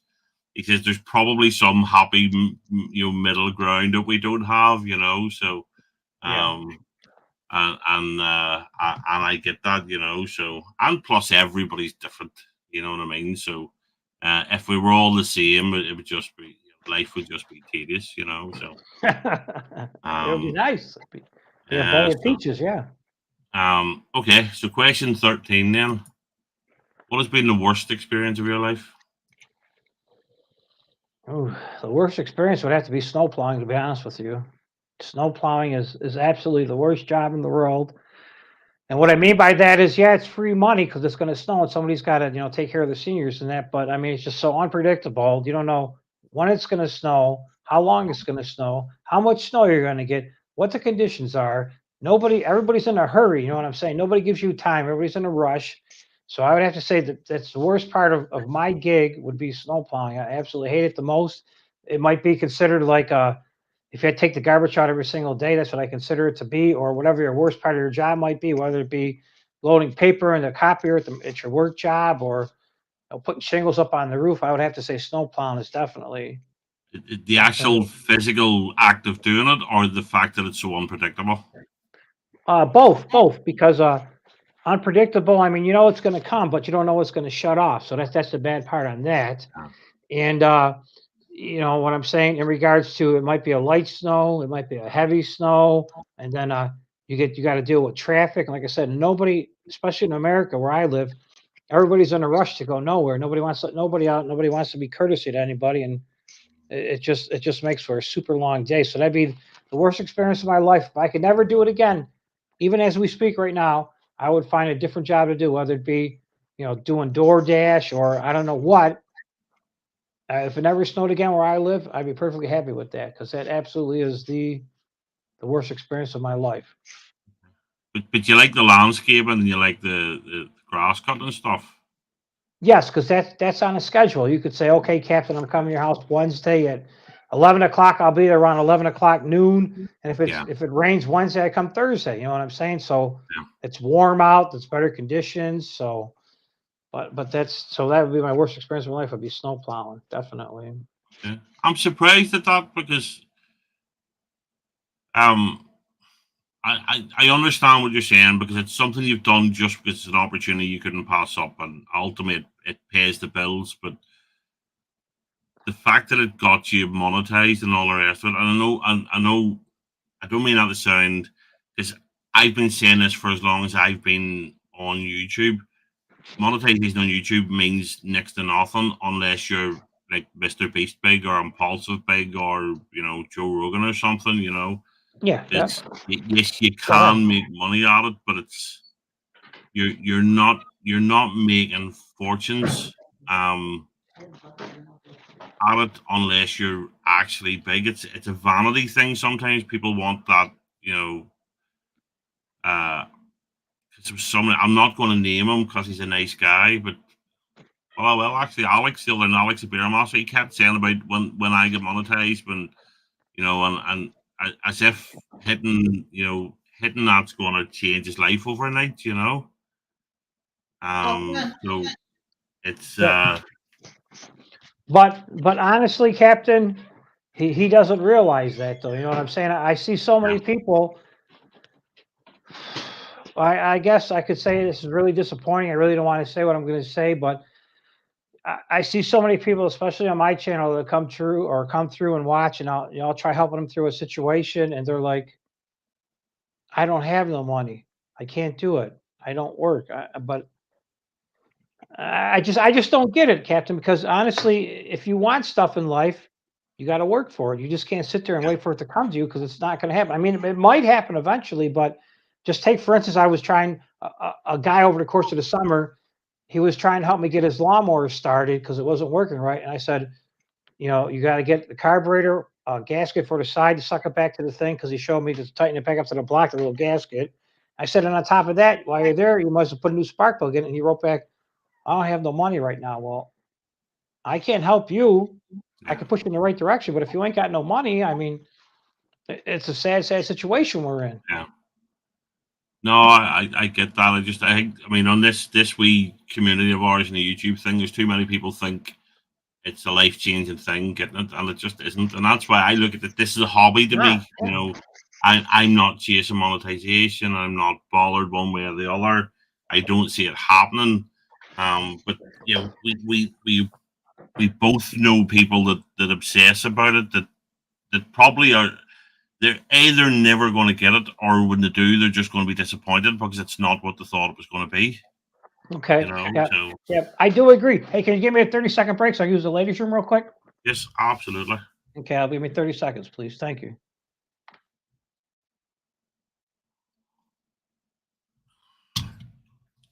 But yeah, so the YouTube thing, it's, for some of us it's a hobby. For others it's a portal into the world. I don't mean to use the term portal and aliens turn up, but and it is, well, okay, Joy.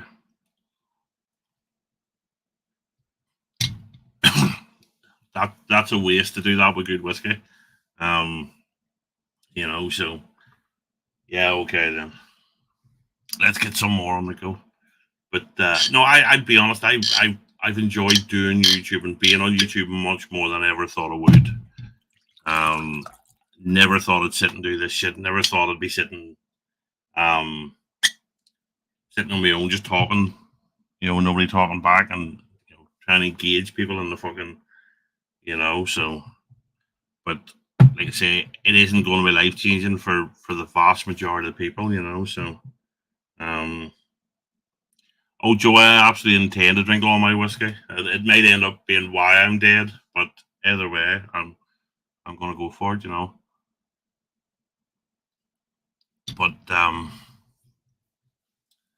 anyway, right, okie dokie. So this is one Joey suggested this one during the week for me. Okay, what would other people say is your worst quality? Ooh, my worst quality would be.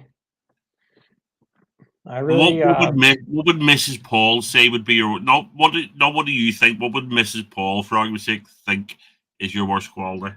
What would your kids go? Dad, I hate when you do that. So what are other people thinking is your worst quality? I'll ask her when she comes in, but my thoughts on that would be people skills, Captain. And my people skills have pretty much reached the very limit. I don't take no more excuses. For instance, I had a customer last week, a couple days ago, and she came out to approach me in the driveway. I thought she was going to complain, but she didn't. And she said, "Oh, I'm so happy that you're here and getting me finally cleaned out because I haven't been out of the house for 5 days." And I got so frustrated. I wanted to, pop her in the nose, punch her in the nose. And I said to her, I said, "Mrs. Blah, blah, blah." I said, "You should be happy because I haven't been home for the last 5 days. At least you got to sit home." And she just looked at me like I had 6 heads. Well, I do probably, but that'd be my worst quality because you know what, Captain? I heard everything. I got friends in the restaurant business that I know that we're good friends with. And you could ask Lep, probably the same thing. I'll tell you, everybody wants something for free or a huge discount on something. You know what I'm saying? So Yeah. that lady wouldn't have it. I said, you know what? Well, instead of charging you $125 for my Bobcat service, you don't have to pay it because you were stuck home for 5 days. No, sorry. You know what? I'm not using my money no more to take care of you because for so many years I've worked for people and I've worked way too cheap and they took advantage of me because I was gullible and agreed to do stuff for them where it actually cost me money. But you know what? If I'm not making no money, I learned that I'd rather sit home and be broke and watch YouTube than do something for free. Absolutely. So that would be my worst quality because, like I said, that's my customer service skills. Don't get me wrong. I answer the phone because just like a teacher, I've heard every single excuse you could have from the dog eating your homework to you left it in a locker or some baloney. You know what I'm saying? I'm just sick and tired of it on that part. Yeah, like it's tough. I've been in the same worked for the same firm for 31 years now, and I've been in sales roles and I'm okay at it, but it's not my forte. So I can be overly blunt at times, and I'm not deliberately trying to be rude. I just believe in calling a spade a spade. Yeah. And I'm not trying to be fucking. I'm not trying to be a dick about stuff. I have a very low tolerance of bullshit. Is all. So but I had customers that loved that because they knew if I said, no, I can't do that. They knew I couldn't do it, or if I said I was doing something, I would do it. I wouldn't just say I was doing it just because that's what they expected to hear. You know what I mean? So it's I get that. It's tough, but the amount of people that we still get my company mobile used to belong to somebody else, and I still get random phone calls from people that he's left our place 2.5 years. And you still get people phone him because they think, I'll not name who it is, but I'll speak to him. He'll get me stuff cheap. You know what I mean? Even though they haven't spoken to him in years. Yeah, I know what you're saying. Yeah, or somebody's going to solve the problem. You know what I'm saying? Because you will get bleeding hearts that'll say, you know what, they'll take care of whatever, no matter how how wrong the customer might be, they'll just agree just to get them off the phone. But like I said, I don't play that game no more. You know, I've been doing No. it for so long, No. and I basically I take care of the people that take care of me. That's what I tell people. Sorry, that's what it all boils No, down to. fair play. So yes, but that we'll revisit that one once Mrs. Paul comes back. Yeah. Ask her Okay. what Yeah. she thinks. You're the worst If client. you Hold on, she's want, coming in now. Yep, I will ask her right now. Hey, what's my worst What? quality? What's my worst quality? I said customer service. What do you say? Stubbornness, she said. you don't look like you were expecting that answer. Huh? Well, She said it's not a bad thing. What'd you say? It's not a bad thing. Well, what? It's like when you say, I'm gonna do it, and then you do it no matter what, and Okay. sometimes So Sandy said the way she could explain it was like she said, I'm gonna do it, and then I do it, no matter what the outcome is. well, that's a good thing. That's not a bad thing, you know. So there I are look. people who want you to do it, but you'll get it done.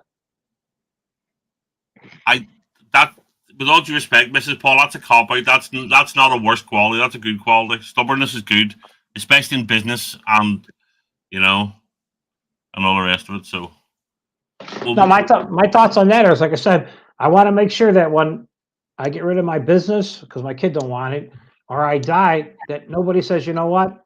They could say Paul Wright did a terrible job. Paul Wright's the worst, whatever. But the bottom line is, I don't want nobody to say I ripped them off. That's the bottom line. That's all I care about. I didn't rip nobody off. yes, absolutely. Sandy does wrong. Sandy rocks. Although I think you'll find her proper name's Mrs. Paul. We've talked about this, you know. Mhm. So, yeah, stubbornness is good. Well, like I say, within reason, stubbornness is good. But you wouldn't have a business if you weren't stubborn. You know, because the first obstacle you come up against, you'd have just went, fuck it, I'm going home. You know what I mean? But it was your stick to itiveness and your stubbornness that made you, I'm going to do this. And I'm going to go back next week. I'm going to do it again. And I'm going to go back the week after. I'm going to do it again, you know? Yeah, that's true. Just like if you paid attention last night, I put that video up about with you in the background of the short, and I Yeah. said that I'm a very special guest because I want to stir the pot a little bit. You know what I'm saying? I want you to get a little edgy with me. I want to get edgy with you, and I want Yeah. whoever's going to watch possibly to say, "Oh, these guys might duke it out with each other. We better tune in and watch." You know what I'm saying? Because they're going to say, "Oh, Paul's going to answer these questions." It's like, "Yes, Captain, that's what I do," and he's going to ask boring questions. They're not going to show up because everybody wants excitement. They want to see. You know, the knockout punch, or they want to see the big car wreck. So that was my thoughts on something like that. Yeah, see, I'd be honest. I get that. It's like the hype for a fight, you know. Yeah, yeah. But for me, it gets boring after a while when they're squaring off and they're mouthing each other. It's I hate you. I'm gonna blah. You know, it's why I always like my arguably my favorite boxer of all time was Lennox Lewis, and he was a gentleman in the build up. He was a gentleman in the ring, and you know, after a fight, win, lose or draw, he was a gentleman. And to me, that stood out more than all the usual assholes pushing each other and throwing bottles and, you know, I'm going to kill you, you're going to be carried out and stuff. But he, you know, and you know, so, and I think it gets dull. And the way I look at this is just two people that are friends sitting talking, you know. And because when I started doing this, I say to a couple of people, I'm not trying to draw some sort of gotcha moment out of people. I'm not trying to put people on the spot. Yeah. Just sitting having a chat. If something, you know, I've enjoyed this, you know, but even if some revelation, if I had asked you about the aliens and you'd have pulled off the mask, you know, and you know what I mean, then that would have been brilliant. That would have been a viral moment, you know. But that would have been good if we got more viewers and be like, oh my God, that's Joey. Look at that was Joey he was talking to. No. But that's it. Go back to the YouTube thing. See, I'm only doing this because I enjoy it. I'm not overly worried. It's different if we're doing this and there was only, you know, there's only Joey watching it, you know, there's only one person, it'd be different. But if I stop enjoying this, I'll stop doing it. I nearly did a week or two ago because I was going through a wee sort of dodgy period and I wasn't sure I was enjoying it anymore, you know. So yeah, it's called burnout. If you get burnt out, I get the same thing too. And that's sort of the reason why I've sort of scheduled in. I'm gonna do a wee pivot on occasion and do an out and out music show, you know. So I've one schedule in a fortnight with JV, you know, just to change it up. But Anyway, so question 15. Where would you most like to travel to, and why? Okay, so the huge answer to that is I'm scared to fly, guys. I'm really scared to get on an airplane because I don't trust them. That's my biggest Okay. concern. But for Sandy's sake and my sake, I'd like to go to Las Vegas. Never been there, and then really I haven't gone nowhere with the family. The only place we ever been was with the kids. We went to Cleveland, Ohio, a couple of times to play ice hockey. Erie, Pennsylvania. Atlantic City, that's the furthest I've been driving. Atlantic City, New Jersey, to play the casino with the wife because they gave some sweet deals at the Tropicana Resort back in the day. But I'm scared to fly. And when I was a young boy, I went to my uncle's house. He lived in Baton Rouge, Louisiana. That's by New Orleans, Louisiana. And that's the last time I flew. And that was when he died when I was 7 years old. I haven't been on a plane since then. So Nice. 7, 17, 27, 37, 47. I've been on a plane in 45 years, but I'm scared of them, honestly. But if I could go somewhere, it'd be there because honestly, if Sandy's got whether it be $5 or 50 cents in her wallet and she goes to Las Vegas or any casino, I could go do whatever I want to do. And she'll just call me whenever she's wanting me to pick her up. So that's kind of like my free time, like a hall pass. If you guys have ever seen the movie Hall Pass, Yeah. that'd be my fun Yeah, time. I've been to Vegas twice, and it's a lot further for me. So, I loved Vegas. Vegas is just it's Disneyland for grown-ups. It's just Yeah. brilliant, and you don't have to gamble if you don't want to. I'm not a big gambler, but I had such a good time in Vegas, But I know it'd be a hell of a drive for you, but you could still do it. Yeah, I agree. Because you know what, Captain, I love going to bars. You know what I'm saying? Just hanging out with Yeah. people.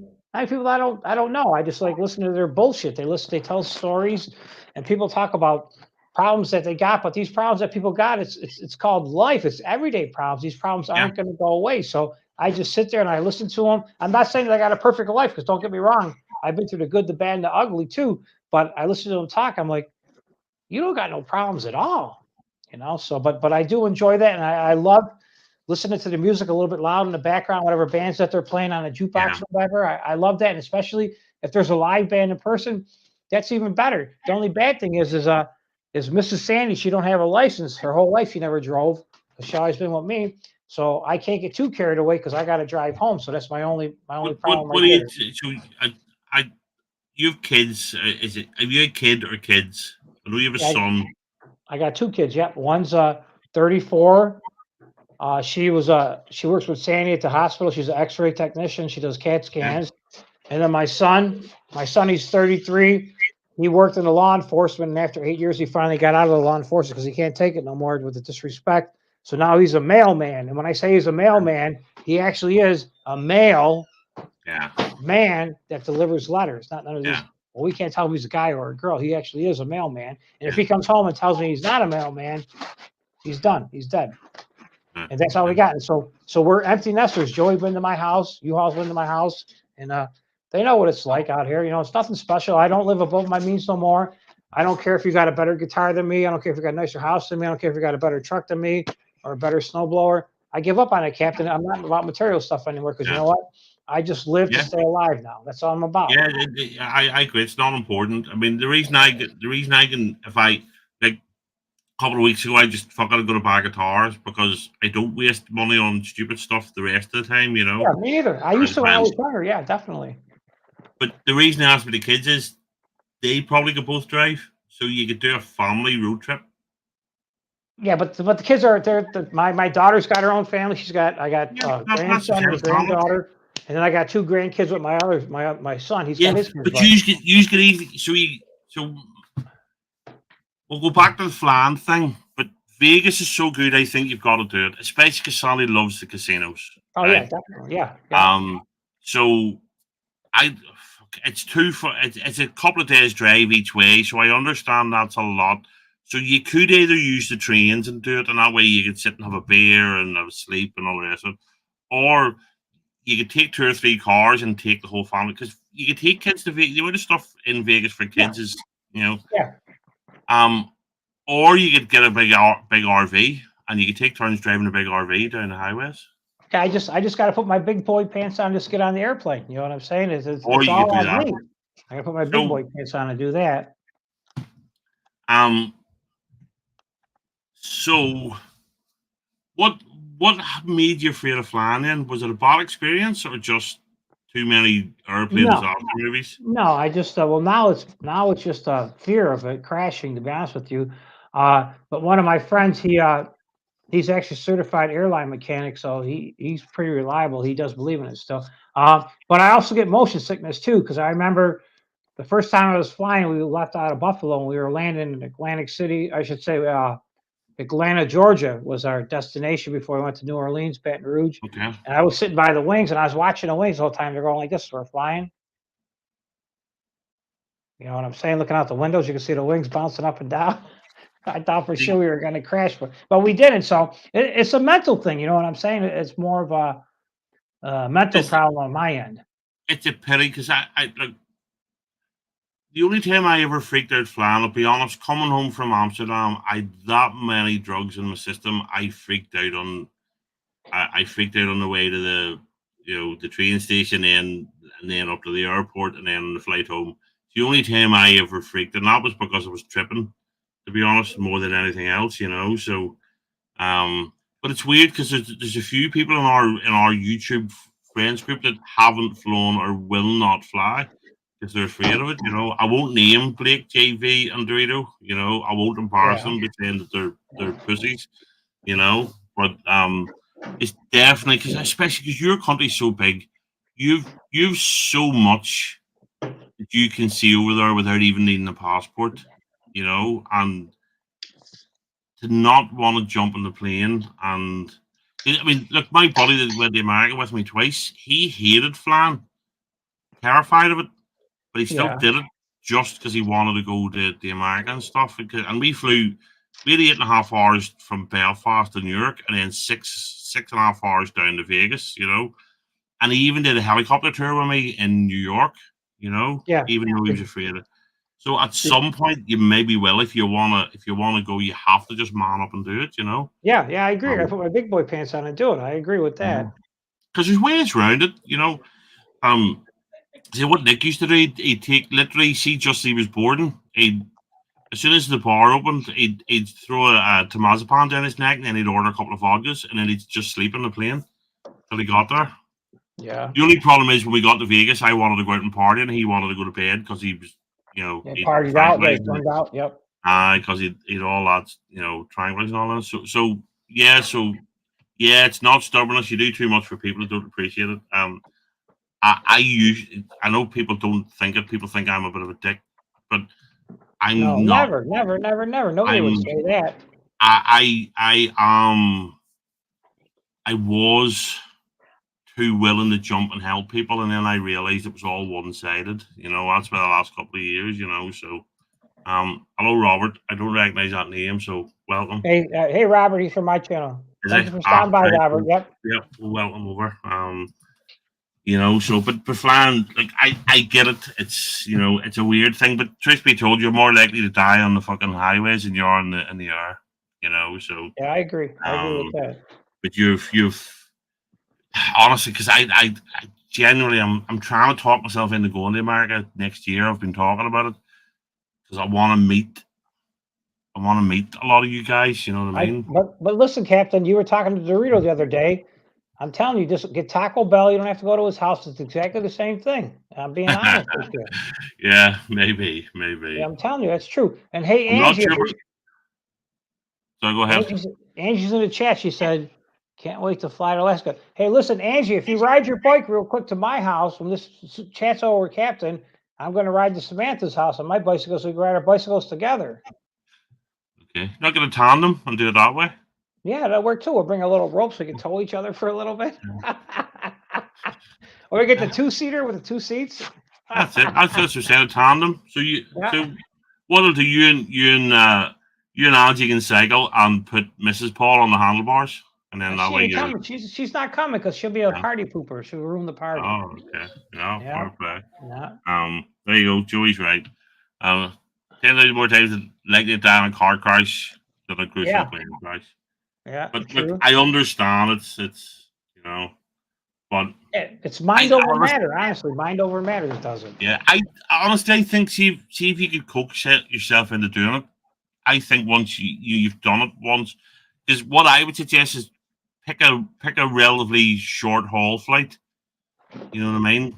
And there's somewhere that you can fly to within about an hour. So, get to the airport, get on.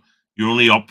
Because some of the short flights, because for example, if I fly to Liverpool for the football, the plane's literally just it's going up and then because it's such a short flight and then you're down again.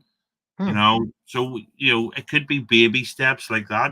So Yeah, because if you took an airplane from Buffalo to New York, it's the same thing. It's like 35 minutes in New York City. yeah. Up and land, bam, yep, you're done. So that could be an easy one to get. Get a cheap flight and get an easy, a short flight, and then do it that way. It's what I'd suggest. Okay, so we'll go back to music then. Question 16. What would your 3 desert island albums be? This is my favorite stuff. Number 1, Richard Marx would be a Richard Marx album. Yeah, but which one? Can't you name an artist? You have to name an album. Okay, it has to be a Repeat Offender, Richard Marx, Repeat Offender, I would say. Okay. I only know one Richard Marx song, so.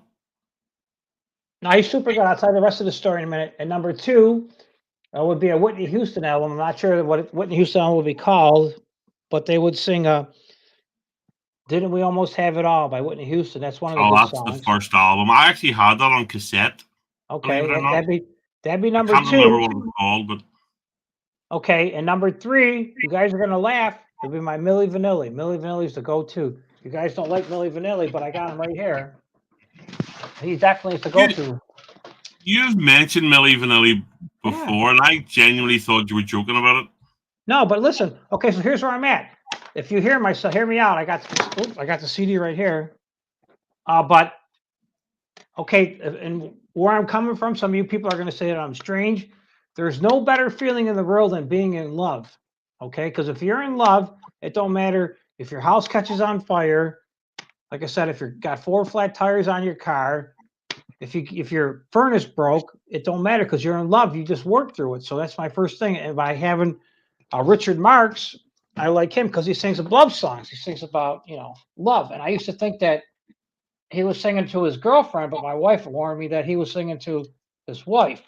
So that's number 1. And number 2, I love Whitney Houston because she has such a beautiful voice that if I'm feeling down and out and feeling sad and blue, I put my stereo system on in the parlor. I'm not saying it's nothing spectacular. It's just, it gets pretty loud though. I got a little 12-inch subwoofer with it too, so you can feel the bass.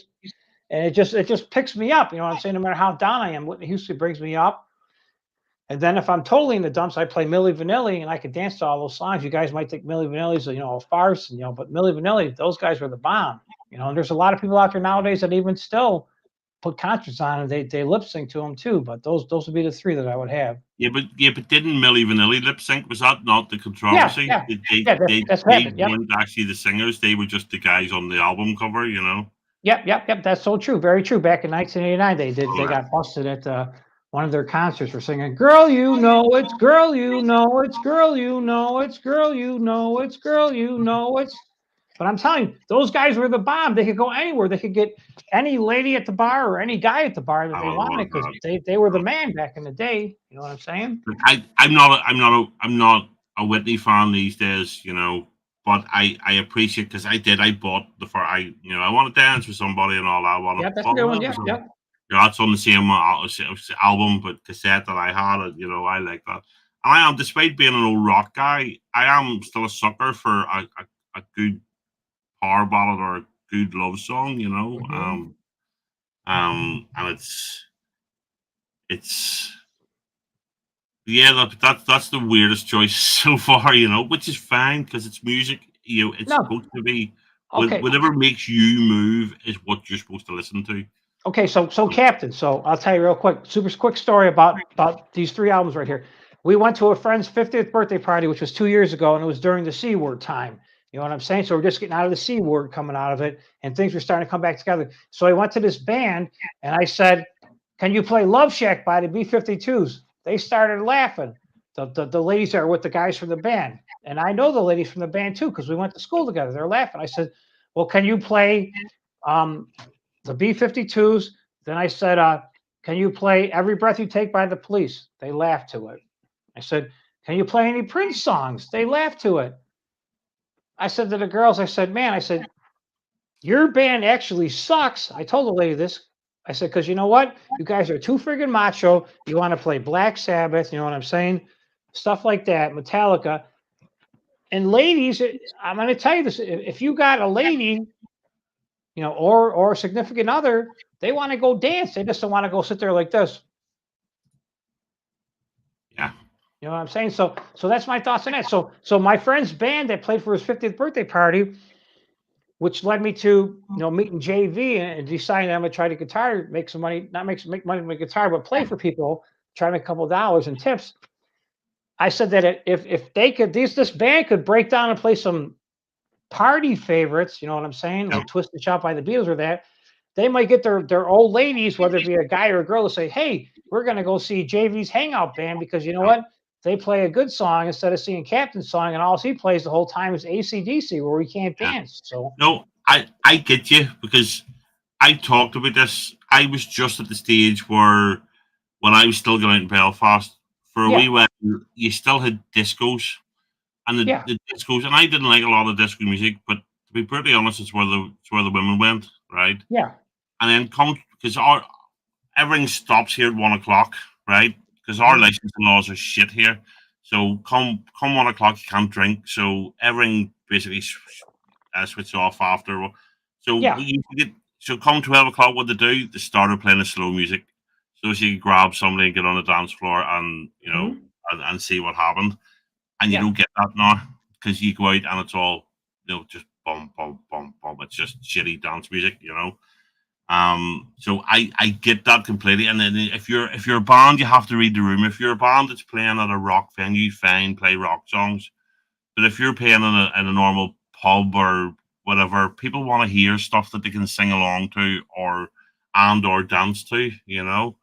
And the same with a DJ, you know what I mean? There's no point in him just standing hammering out stuff at 1,000 beats a minute, you know, that nobody wants to hear. You know, people want to get up and dance to Twist and Shout by the Beatles, or they want to get up and dance to, you know, Milli Vanilli, or they want to Barry Craven, you know, get there, and that's Lee Adams. But you know what I mean?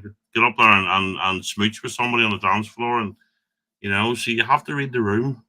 You have to play the right stuff for the right place, you know.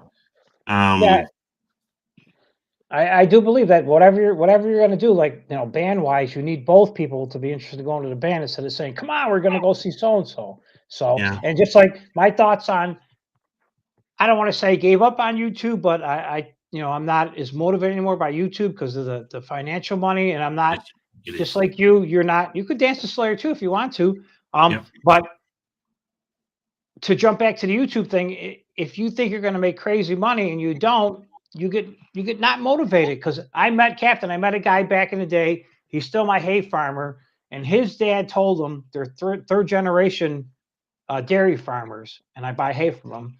And his dad was told by his grandfather. He said, "Paul, if you're doing a job and you're not making any money at it, you probably shouldn't be doing it." So that's my thoughts on YouTube. So just like now, so I'm trying to put my forward to learn the guitar, to try mess around with the guitar where I can meet people, and I might not make no money, but I might get a free drink or a laugh out of it. Just like if you pick up a guitar, Captain, and keep practicing, and say you go to a concert and you guys tailgate. I'm not sure if you know what tailgating is. It's like hang out beforehand and have a beer together in the parking lot. If you could pull out your guitar, we don't do it, but I know what it is. Oh, you don't tailgate? Okay, so my thoughts on that were if you could just pull out your guitar real quick and plug into a little amplifier that's battery operated and play a couple AC/DC songs, you're going to get so many people coming to your car to hang out with you and have a beer with you. They'll be like, this guy rocks. You know what I'm saying? They're going to be more advanced. And you're saying, oh, I got a YouTube channel. Because I know so many people that are trying to get to having a YouTube channel and making it successful, but they don't know what it's all about. Because let's say, for instance, you get a YouTube channel, just like anything else in life, you're going to spend $1,000 on something to make $100. It's not the opposite way. You're not going to spend $100 to make $1,000 unless you get extremely lucky. So no, see, I agree completely, because I mean, I'm saying I think when you were going through your bio break, as I called them, Mhm. this is a hobby for me. I'm only doing this for fun. Yeah. I this isn't because I've got my full time job. This is just a bit of crack for me to do. I sit and I learn because even that wee stupid short, I put it yesterday, the animated thing. I only did that because I discovered this new thing. I was like, what can I do? What can I do? What can I do? You know, I thought, well, I'll just think something out. You know, and for me, it was learning something new. It was trying something new, and it was sitting in front of the computer going, what can I make with this, and so YouTube to me is that sort of thing. It's not a job to me. It's not a you know but I get your point on it, so But um so my thoughts on that is if it wasn't for JV finding me in the chat and coming to my channel, inviting me to his channel to meet all you guys, I really wouldn't have many friends because it's so hard to try to get people to say, "Hey, come watch Captain," or "Come watch JV," or "Come watch Blake," yeah, because they're only here to watch to see what I got going on. You know, yeah, I don't want to say nothing bad about you or anybody else, but honestly, they could care less because for many months when I was on the Crypto Guys channel, I would actually send them super chats of $10 or $20 to plug my channel, like check me out, and people would show up, maybe 5, 10 people at the most, but those were yeah, like the true diehards of that channel that would come check me out. You know what I'm yeah. saying? And anybody else, they could care less. You know what I'm saying? Like if I try pushing, you know, Leps TV, for instance, I've they're always not going joke. to go see Leps TV. You know what I'm saying? So it's just, it's so hard. You know what I'm saying? Yeah, no, I appreciate because I remember when you first appeared because about JV saying, "Look, you gotta check this guy out. He's cool. He's into crypto and stuff," and I was Yeah. before the snow hit, Yeah, he used and to type all the time. There's the only guy who says nothing about crypto in the chat. I remember that. I was like, yeah, who and is this knucklehead? because I remember because again it was during COVID and because I used to Yeah. me and JV used to be in your chat and sometimes it was only me and him and we were just sitting taking the piss, Yeah. Yeah. I and agree. you couple of your regular crypto guys, and it was Yeah, but uh there wasn't many because there wasn't much of a following. Because you know what I'm yeah saying? We just support each other. Like we got a larger group, so we're lucky here. yeah I've said this the YouTube thing for me.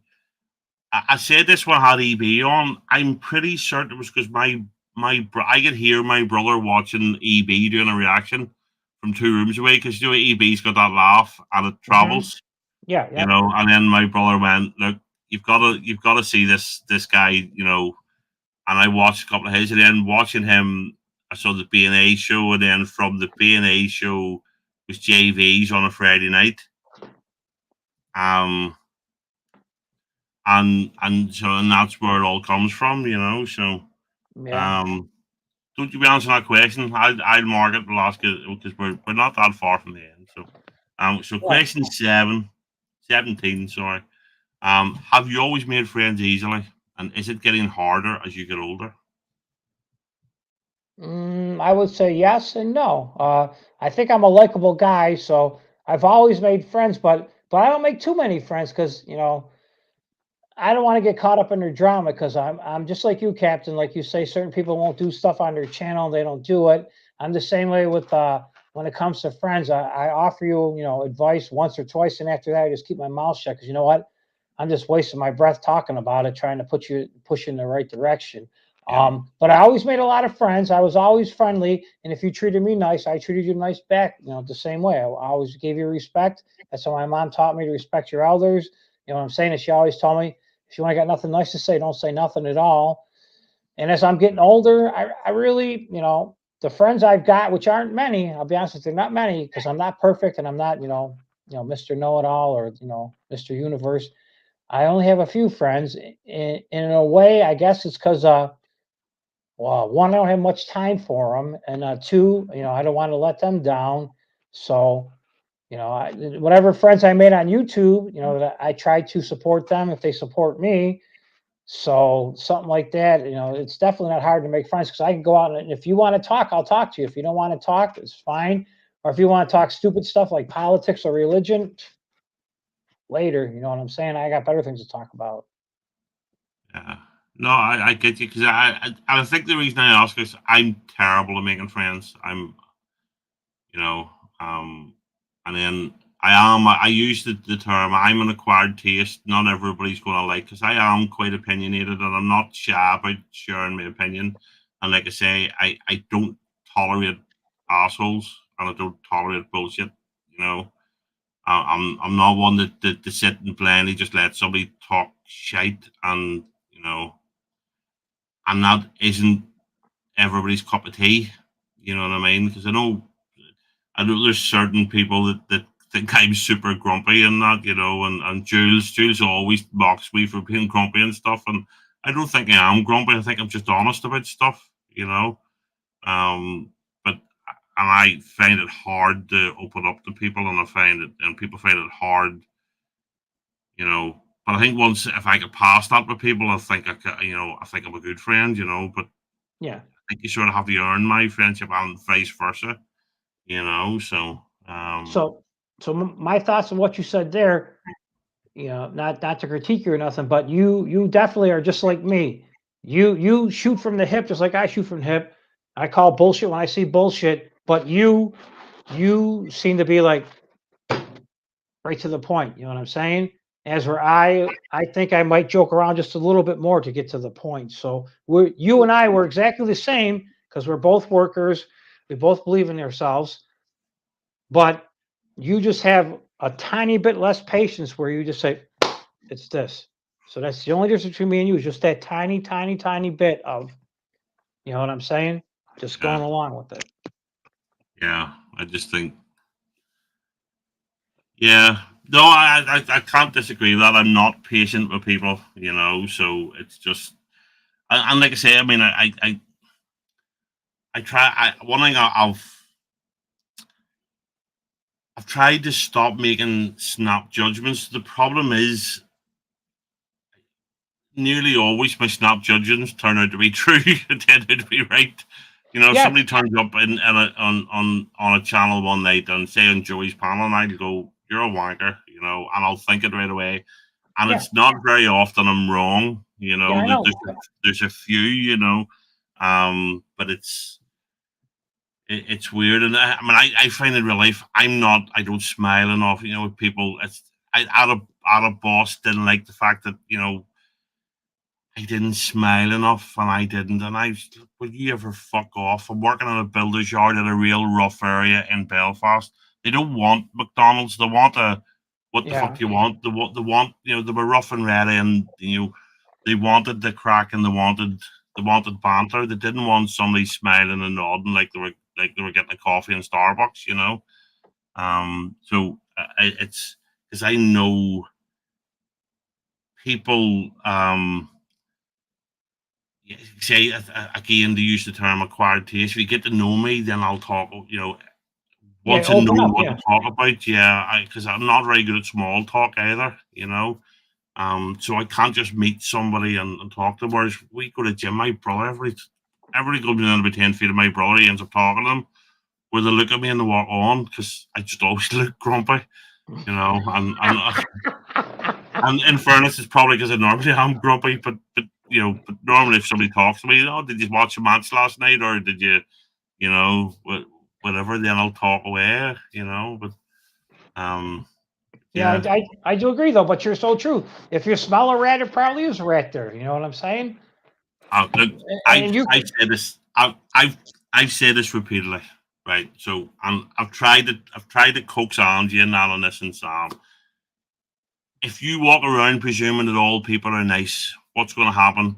You're going to be disappointed every single day because most people aren't nice. Most people are just assholes, right?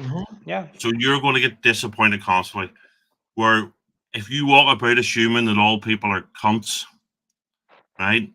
You're going to be right most of the time, but every now and again you're going to be pleasantly surprised when somebody isn't. So yeah. instead of being constantly disappointed, you're going to be pleasantly surprised occasionally. You So, know?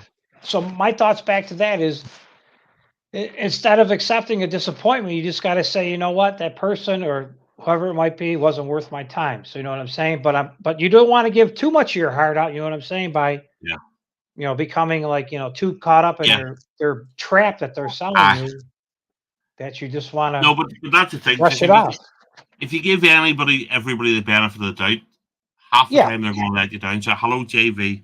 That's all, So, whereas if you just presume that they're going to let you down and then they don't, then you're going, oh, he was a good guy or she was a good girl. I mean, that's all. So I'd rather be pleasantly surprised than constantly disappointed. Yeah, but in a way, it's kind of a shield that you might have built around yourself just to try to keep that BS away from me. You know what I'm saying? Yeah. And I don't want Yeah. to say I do it any differently, but my thoughts are, I'll talk for a couple seconds if I even talk to you at all, and then if it goes good, I'll keep talking, and if not, you know what? Yeah, I don't want your phone number. I don't want your email address. I don't want your YouTube channel. You know what I'm saying? It's just something that you grow over time. Like I meet you at the bar somewhere, we have a drink together.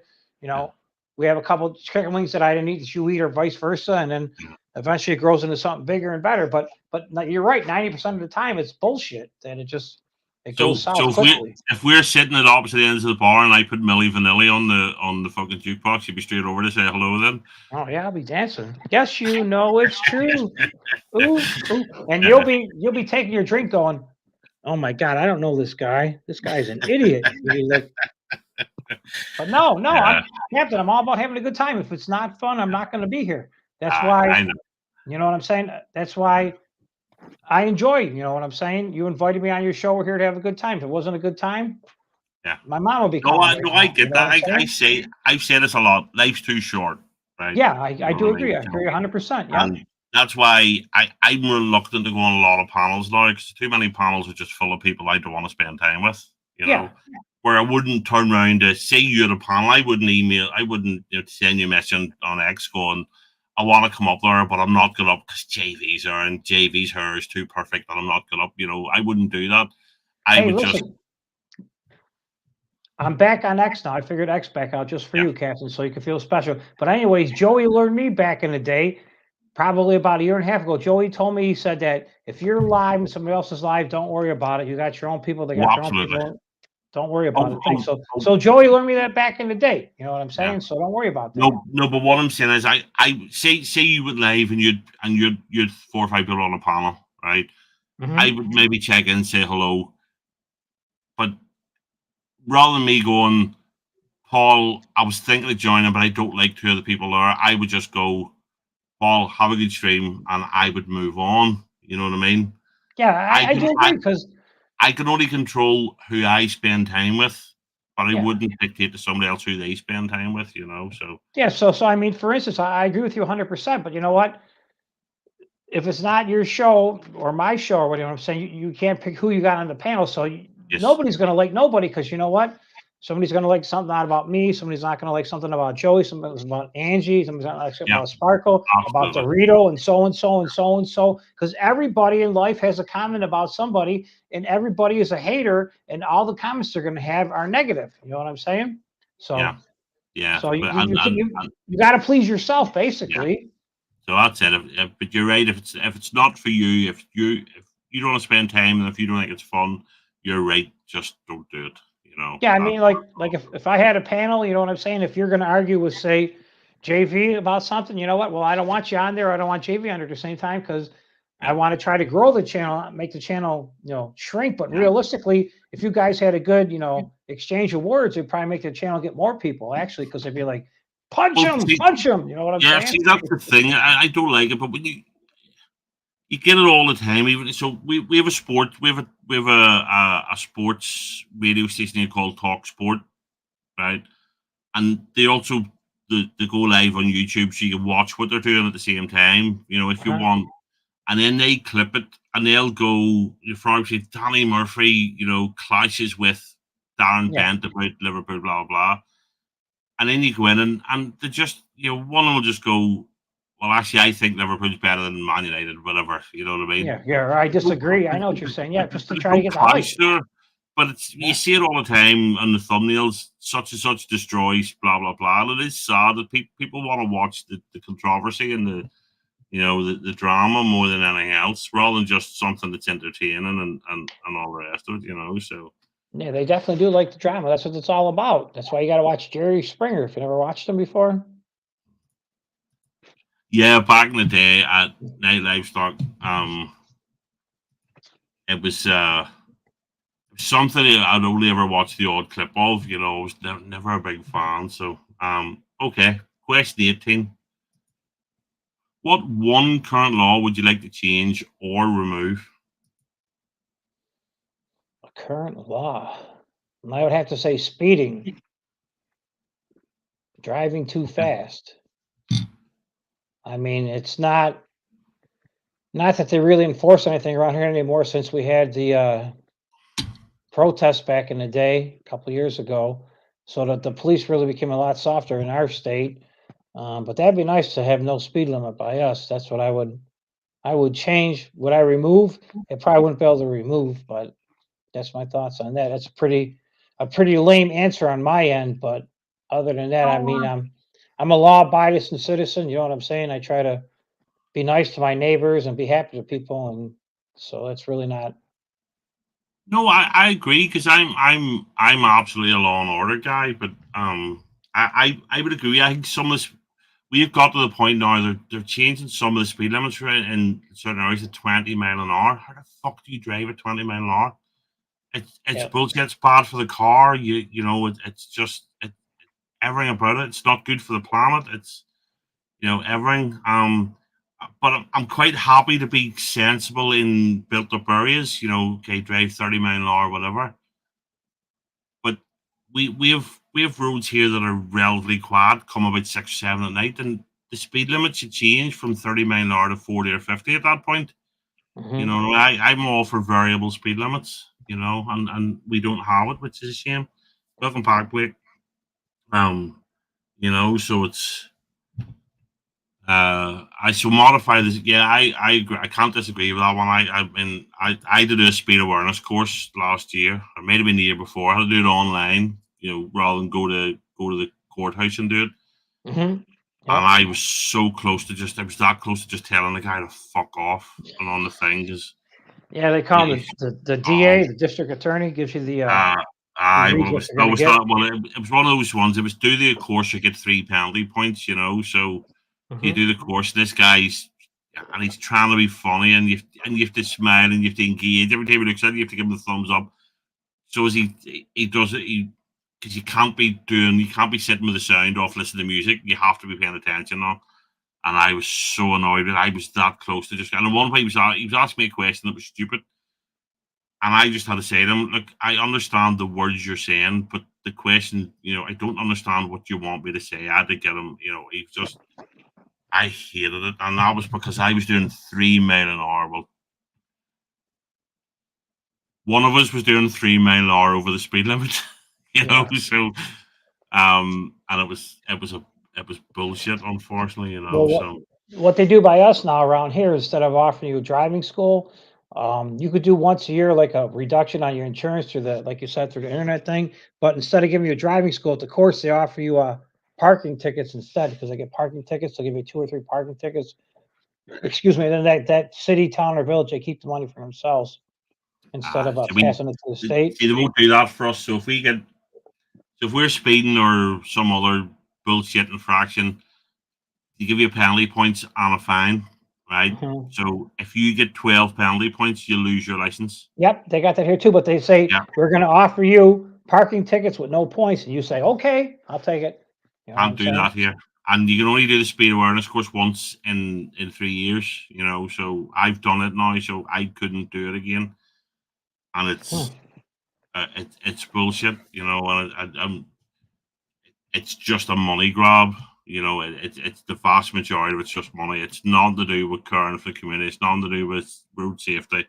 It's just another tax on us. That's all it is. Yeah, same here, same here. It's just a money grab, and It's honestly, just, Captain, since they started with everybody got sick with the C word, they started doing different stuff with the courts, and now they try to do everything through the mail. Now they don't want to see you in person. You yeah, know what I'm saying? Just sign this paper, and we'll mail you back your penalty, and bam, done.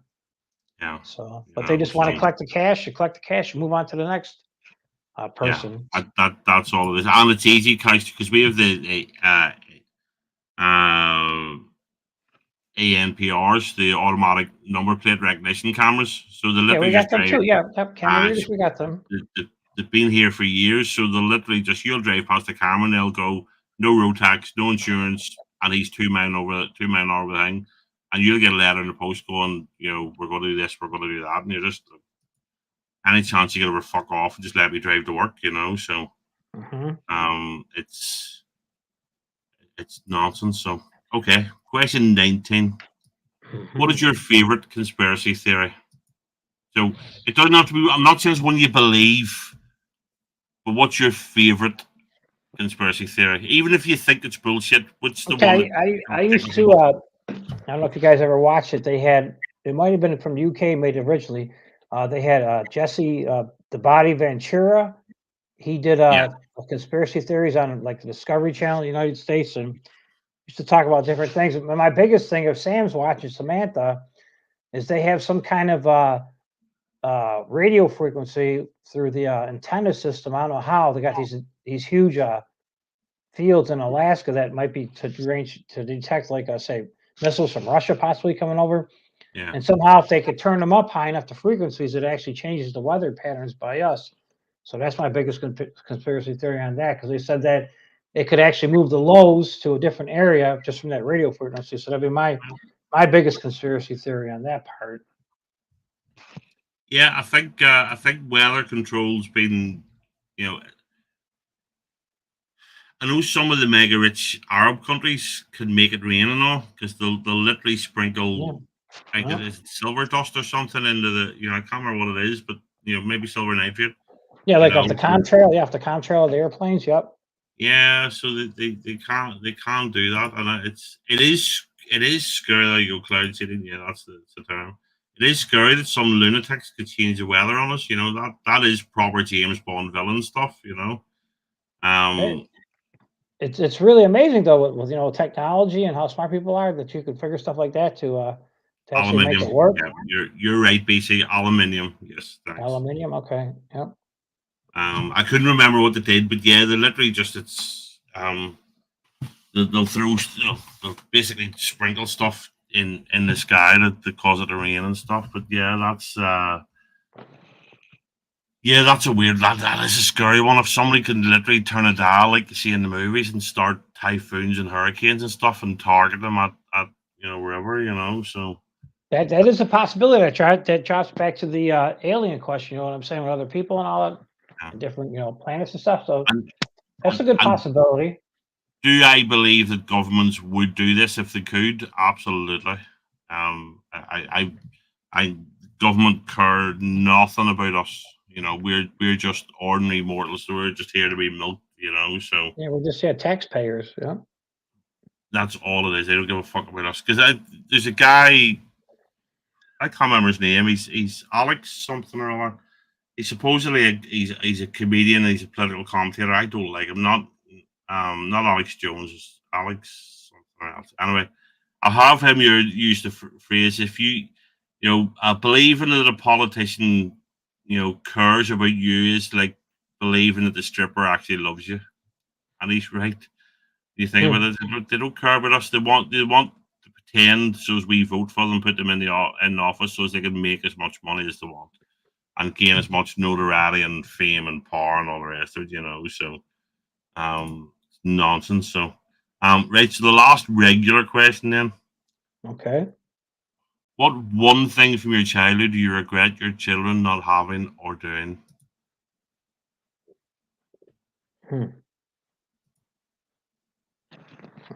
That's a deep one too, that I do regret that they didn't do.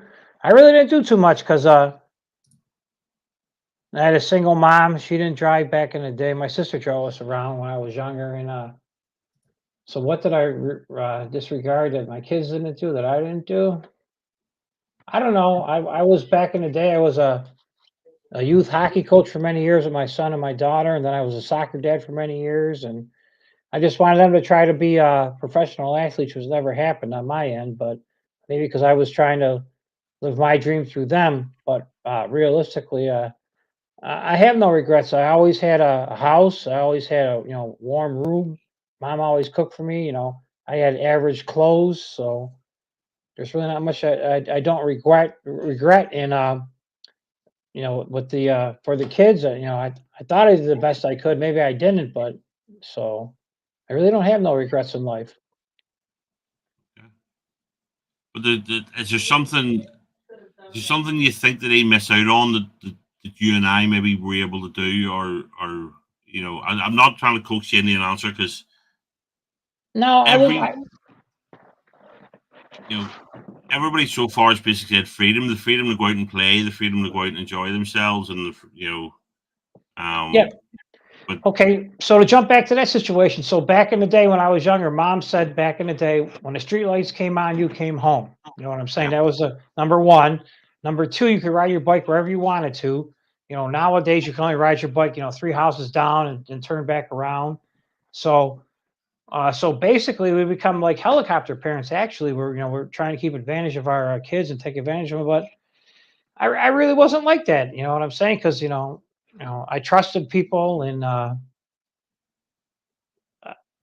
guess, I really, like I said, I really don't have no regrets and everything I did for my kids. I want them to get to the next level and maybe they did or didn't. You know what I'm saying? If you consider somebody who goes to work 5 days a week to be, normal, then I guess I succeeded.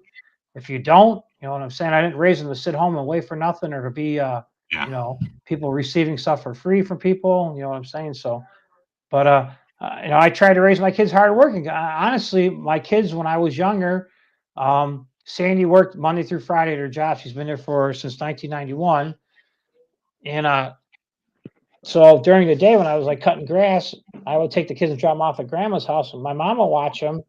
And eventually, they got to the age of like 9, 10, 11 years old. They didn't want to go to grandma's house no more. So they would go with me and actually cut grass. So both my kids know how to run commercial mowers, know how to do the weed whacking, how to change the string in them, how to put the right two-stroke gas in it. They know how to do everything in regards to the business. You know what I'm saying? Hook up the trailer, look at the trailer lights, how to fix the trailer lights. But that's all hands on. So I guess in a way, some people might say that was punishment, but in a way, I kind of showed my kids that if you wanted something, I'm not saying that I was a millionaire, had a mansion and a yacht. ah, I just showed them the value of going to work and trying to make a couple bucks just to survive. So I really don't have no regrets in life. Honestly, I did everything I wanted to do, and I'm a believer that I would rather go to my coffin and I would rather say, you know what, at least I tried and failed, that's what I live my life off. At least I try and fail, than go to my deathbed and say, you know what, I wish I would have, because you know what, yeah, I don't have I wish I would have. Everything I want to do in life, I tried to do. And if I fail, I accept failure. Because like I said, when I was younger, with my spelling problem I had, wasn't a good speller, so I was a bad reader because of spelling. So I was always behind on grade level in regards to reading. But back in the day, in the early '80s and the late '70s, things were so much different in the school district. They wanted to fail you, and nowadays the teachers, they don't want to fail you. They just want to push you to the next grade level to get you out of their hair. You know what I'm yeah, saying? And then I had teachers that were back in the day. How can I say this nicely? That they like the same person as their gender was, because I don't yeah, want to offend nobody. And so back then, we didn't accept that. So somebody like myself, who was an average person, you know what I'm saying, who was okay looking, could talk to people, might not have been overweight. They kind of frowned on me because I was normal. And back then, we didn't accept the ways that they except nowadays. So yeah, back then, and so realistically, I should be able to sue my school system for failing me, because a lot of these teachers that I had, they didn't like me because, I'm not saying I was Mr. Perfect, but I was a normal person everybody accepted. So that's how I could say that nicely without trying to insult nobody. yeah. No, fair play. Okay, so the last question, the one I always end with then is this is the plus one. What is the single best piece of advice you can share with the world? Believe in yourself. Okay. And if you do not believe in yourself, nobody will believe in you, because I could tell you in a day, nobody wanted me to date this person. Nobody wanted me to date Sandy. Nobody wanted me to get married to Sandy. Nobody wanted me to start my own grass cutting business. Nobody wanted to see me be, not successful, but survive at what I'm doing. You know what I'm saying? Everybody Yeah. was shooting you down every single session. You can't do this. You can't do that. You can't do that. We hope that you can't do that. And if you believe in yourself, you can do whatever you want. I don't care if you're going to play checkers, you know what I'm saying, or become an astronaut, or, you know, crochet the biggest Afghan blanket you can make. You know what I'm saying? You have to believe in yourself. That's what it all boils down to. And it doesn't matter what you do in life. If you don't believe in yourself, nobody's going to believe in you. Okay. No, fair play. That's good advice. No, yeah, it's good advice. So, before we go to questions from the chat, I always Sure. ask, is there one thing you would like to ask me? Why are you so ugly? Bad genetics. So, That was just a cheap shot, actually, if anybody's watching. yeah, that's all right. I'm quite happy. So we've got a few questions starred. Sure. Shark put this one in before. I think we know the answers for that anyway. What would Paul do if there was no snow to plow? So that would be garden, I would imagine. So Okay, so what I would do if there was no snow to plow, I would find the next most thing that I could do to make money, but do the least amount of work and to make the money. And it might be something as simple as DoorDash, or delivering groceries to people's houses, or driving around picking up scrap metal off the side of the road, such as, like, washing machines, any type of a metal, and take it to the scrapyard to make money. Or I might even consider, getting a job at like a gas station, pumping gas, possibly, because I'm not as scared to try different things to try to make money, because I'm not as scared to fail. I failed at so many things in my life that failure doesn't scare me anymore. You know what I'm saying? So that's why I can't say. That's why I say you got to believe in yourself. So I would do anything to make the most amount of money. And even if, or maybe Captain might hire me to come work at the wood factory and, use me as a laborer to separate the pine, from the maple, to making cuts on the saw, which he would learn me how to do. And, because as long as you show me how to do something in life, I could do it. It doesn't matter what it is. I have a good friend, one of my best friends in life, which I don't want to go to the story. He's a podiatrist. He's a foot doctor. And then whenever I talk to him, I say to him, doctor, because he's not one of those book doctors where you read 50 books and you're a doctor. Those ain't doctors. I said, you know what, doc, because we were best friends forever. I said, if you just show me for 1 year or 2 years, what anesthesias to use, what numbs the toes, how to read the x-rays, what I got to cut, I could do it myself. You don't need to go to 8 years of schooling to do it. It's just, it's hands-on experiences, how you learn how yeah, to do it. yeah, I agree with that. I definitely learn better by doing than any other way. Just show me how to do it. Be there so as I can ask if I'm not sure. And once I've done something once or twice, I as long as it's within my skill set or my abilities, I'll get there. You know what I mean? But yeah, definitely learn by doing rather than anything else. So Yeah. Miss Piggy wants to know: are you a Bills fan? Geez, I hope nobody's watching from my channel. I would say I watch football, and I watch all kinds of sports, but I watch it just to sit back and have a Pepsi or two. You know what I'm saying? Some nachos and cheese or something to watch it. I am not a true sports fan, because I believe that all these athletes are super, super, way, way, way overpaid. I understand that they're an athlete and they want to make as much money as they can, but it's ridiculous. It's kind of reminds me of like we need to take like all the lawyers across the United States of America and have a set price for, if you get your arm cut off, it's worth $100,000, not $10 million. We need to get everybody on the same level playing field, because myself, I live in Buffalo. I live about 10 to 15 minutes. Joey knows, from the Bills Stadium. I probably live 20 to 25 minutes from where the Sabres play. And the Buffalo Bills they're so expensive that if you have a family, you want to take them to the game, it's just way, way overpriced. And you got to deal with knuckleheads smoking all the time. And you got to deal with knuckleheads drinking all the time and spilling beers on you. It's not a family fun entertainment, to take your family to. Yeah. And the hockey game is a lot better to go to because you can sit back and relax, and it's indoors, so it's warmer. But they're overpriced on concessions, whether it be $8 for a slice of pizza, $6 for a soft pretzel, $6 for popcorn, or $15 if you want to get a drink for yourself. You know what I'm saying? I'm not talking about Pepsi either. So, Yeah. but the hockey is more friendly because it's more fan friendly. But so anybody's a professional athlete. I know you work hard. You know you play for so many years. You just, I just, I guess the easiest way I could say this. Let's say, for instance, we'll talk about the Buffalo Bills.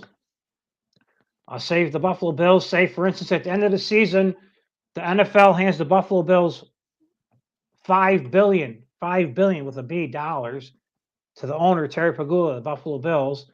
And when Terry Pagula is done passing out money from parking to people working to taking the tickets to concessions to security to playing the players, and when he's done paying out, if he pays out 4.257 billion, Yeah. and he's got 0.75 billion left to put in his pocket, he don't care. It's a business. You know what I'm saying? Yeah. I mean, just like myself, when I go cut your grass, I do the best job as possible. But I mean, I'm not going to sit there and worry over it the whole night. As long as I'm making money and you're happy, then I'm happy. So I look at the professional sports, especially the football, NFL in our area. NFL is so powerful. They're right up there. It's like the church and then NFL. You know what I'm saying? They're Yeah. fighting for each other for Sunday rights now they're going to. So a lot of people don't want to hear you say that, but it's a business. So as long as the owner of the Bills and whoever, what hockey team might have or basketball team, as long as they're to the plus, I mean, don't get me wrong, those guys they might want to win the championship, but you know what? It's your body at the end. You know what I'm saying? It's just like I learned last year with snow plowing when I was coming home during that one November storm. I almost didn't make it home. Yeah. I come to realize that to make $500 or $600 off snow plowing somebody's driveway for the season, it ain't worth it to end up dying, freezing to No. death possibly. So it changed my whole outlook on life now. So, Yeah. but it See, took something like that to wake me up. Yeah, I agree with the sports because I mean I'm big like proper football fan. I'm Liverpool fan. I've got my tattoo and all. I'm not going to show here, but um, been Liverpool fan my whole life. But it took me a long time to realize that I used to go into work on Monday pissed off because Liverpool had played badly the weekend, and then after a while you start to realize what does it really matter. I want my team to do well. I'm happy with my team to do well, and it's my distraction from my ordinary life. But these guys are multimillionaires before they've even really broke into the first team, and you're looking at it going, "Why do I care?" It's 22 millionaires kicking a bit of leather about, and I'm never going to get away from it. I'm a football fan. I've been a football fan my whole life, but I'm much less involved in it now, or worried about it than I was. Because I mean, there's this morning, I was working from home today, and I was sitting and I just happened to check, and there was an ice cream. Liverpool fan, Liverpool's manager's announced he's leaving at the end of the season. That's a big thing. That shocked the world. Nobody knew he was going. So and he's been Liverpool manager for 9 years. It'll be 9 years and he's been brilliant, and he's just went. So um, Yeah, but it just boils down to it's just business. I hate to say, yeah, and that's just I business. said, Yep. yeah, okay, yeah, he's only human. It's only a football club. He's moving on. So Yep, it's the same thing like me saying, "Okay, Captain, you make $500 a week working at your job. Come cut grass for me. I'll pay you $600 a week." You know what you say to your other boss? You know well, what? I'm going to go work with he Paul. he's Sorry. so wealthy. I mean, I know it's a very involved job running a club like that. He's taken a year off. He just said like, he needs to spend time with his family and all the rest of it. But he can afford to do that because he's made millions out of it. So Yeah, yep. um, I do agree. It's just to become a professional athlete. It takes so much work, and it's who you know also, and it's so few and far in between that. I mean, I'm glad they get crazy money, but realistically, well, absolutely. I don't begrudge them getting really well paid for what they do because to be really good at football or basketball or whatever. I mean, there's only a minuscule amount of people can actually do it and do it to a high level. So they deserve paid really, really well for what they're doing. I understand that, but it's getting stupid now. When it's just it's too much. It's too Yeah, much, yeah, you know. So, I do agree. You know what I'm saying? And you might say to you or me, it's crazy money, but to them, with the amount of work that they put in and then the risk they put themselves in every single game about yeah. possibly having a career-ending injury, it's not much money to them. So it's just some people think that I make $1,000 a year. That's a lot of money. It's not a lot of money. You know what I'm saying? It's just a number, basically. Well, talking about money, Joey wants to know how much you give Sandy every month for her to stay. Joey's saying he makes more money than me, actually. So she's got the good job. And she's Miss got full Piggy, benefits. how's your family and the horses? Everybody's doing good, Miss Piggy. Thank you for asking. Knock on wood.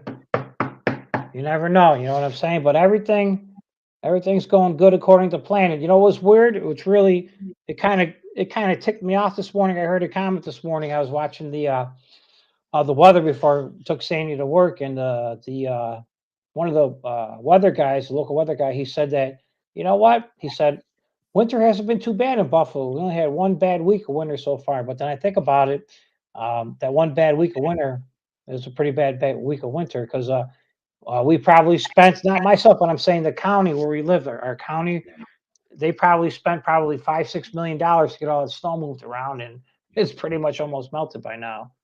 Mr. Plow, that's my name. See this, last year when you were going big snow plowing, it was Yeah. it was Homer Simpson that popped into my head constantly when he was the plow king. Or sorry, he Yeah. was Mr. Plow, and Yeah.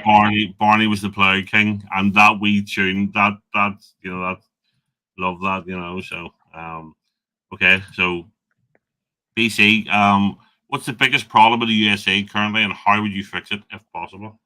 Wow. Do you want to talk politics, Captain, or no? Because if you do, I will answer it. If you don't, I I'm quite won't. happy. Look, there's nothing off limits here.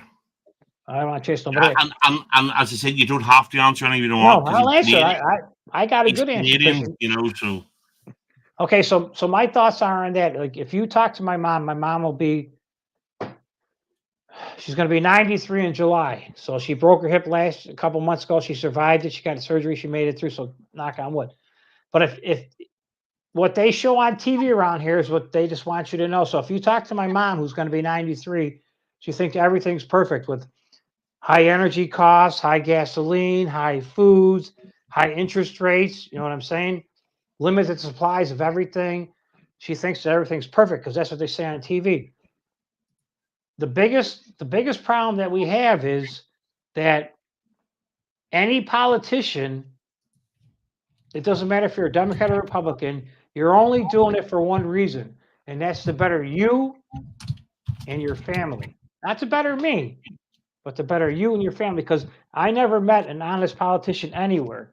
Politicians will tell you anything you want to hear to get your vote, but when it comes time for them to come through, they kind of forget about it. So we need to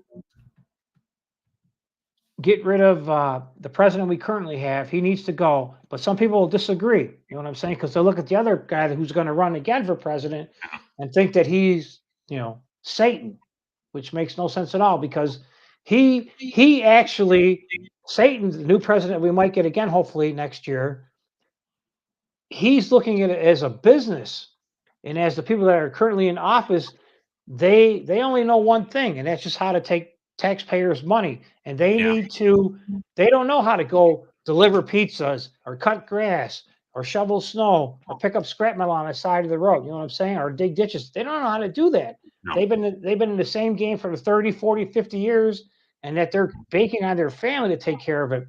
If we get the orange guy, you guys know I'm talking about, the orange person back in, he's about trying to make things right. So he's actually embarrassing all the people that have been doing this as a career job. You know what I'm saying? Because, like I said, they're not doing it to better me. They're doing it to better themselves. So, and there's a lot of people in the background that nobody wants to come forward and say who's calling the shots, but somebody in the background is paying those people off to continue to derail our country, basically. So that's my thoughts on that, without getting too deep, because people will start getting off the chat. But you're right about that. So because Dave Chappelle does a bit talking about Trump, and he said, because Dave Chappelle's loaded, Yeah. and he said he says Trump was the first person that was honest, because Trump was asked about about him paying taxes. Only went, no, he says, I pay the taxes your system tells me I have to pay. But he was debating Hillary Clinton. He went, and he thinks it's a gotcha moment, going, you don't pay enough tax. And he goes, well, you've been in government for decades, Yeah. and A, you can't fix it because you don't know what you're doing, and B, you won't fix it because all your donors and all your friends don't want to pay taxes, and so why should I be paying this tax? And Chappelle went, that was the first time an actual politician was honest about it. He went, because he's laughing about it, he's making a joke, he's going, well, Yeah. I'm rich, so I don't want to be paying the taxes, so it's But okay, but like, just say where I live in New York State. I'm just talking about New York State nearly now. done, Joey. If you get welfare or get free everything, you know what I'm saying? Because you could get free rent, you could get free food, you could get free electric, you could get a free cell phone, you could get free internet, you get free schooling.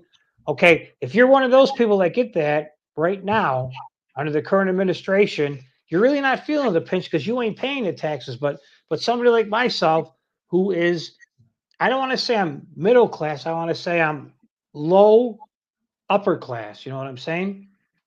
We're the ones that's actually feeling the pinch because you know what? They're taking extra money out for Medicaid, extra money for Social Security, and they're taxing us to death. So anybody who's a dummy like myself and my wife that go to work Monday through Friday from 9 to 5, we're the people who are actually feeling the pinch. Absolutely. And as the people who stay home and just live off the system, they're really not feeling the pinch. So I mean, it's unfair to us.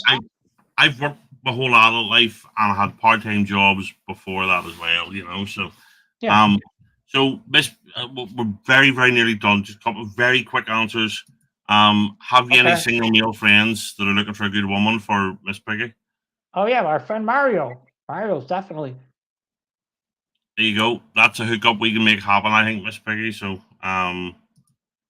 and the last one, I think we're gonna. What type of guitar you're playing? I know this, but Drew might not. I'm not sure he's still watching at this stage, but On the acoustic, I got a Washburn electric acoustic. And then on my electric guitar, which I don't play because I'm not good enough to play my electric guitar, I got that purple Epiphone. the Les Paul. See, that's a lovely looking guitar. Yeah, yours is better though. I was looking it up because I got the classic and you got the standard, so you got the higher class one than me. So. No, it's the one I had to send back. It was broken. I'll show you. Okay. I'll show you when I went for it if we have a chance once we're done. So. Sure, I got time. I got time. I got all night, so there's no rush on my end.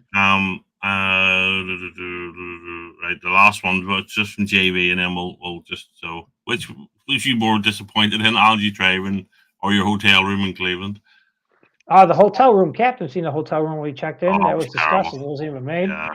But no, Angie's a good driver. If Angie's watching, she's going to drive again. So that's perfect. I like having a designated driver because I get a little bit out of control. You know what I'm saying? Oh, I agree. Look, see, if I win the lottery tonight, I'll never drive again. Well, not never. I rarely drive again. I'll just have a chauffeur. So I'm going to put the link up there for Joey's doing it. I think so. So so thank you, Paul. I really enjoyed this. So thank you. Yeah, thank you also too. Thank you for doing it. Have you anything you want to shout out just before we go? Have you anything coming up you want to tell people about?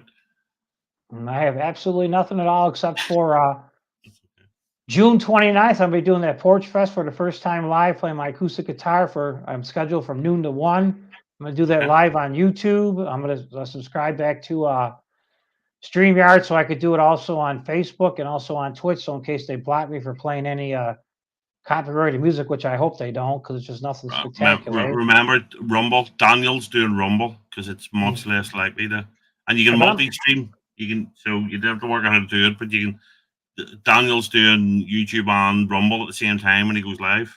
Yeah, I'll have to investigate Rumble because I don't got much time to put in the computers anymore. And then also, hopefully at Joey's next live comedy event, then he'll let me play either before, after, or during the his comedy show for like 45 minutes to an hour. And Angie's gonna come. Hope she brings her guitar and we could all sing it because I got everything else. I'll bring guitars, the microphone, the amps, and either I'm gonna hit it out of the park, Captain, hit a home run, or else I'm gonna say everybody's gonna say you suck and throw tomatoes at me. And if they do, they do. You know, that's the only way you're gonna learn. But like I said, it's something I'm passionate about now, and I set my goals on it. And if I set my goals on something like that, I will.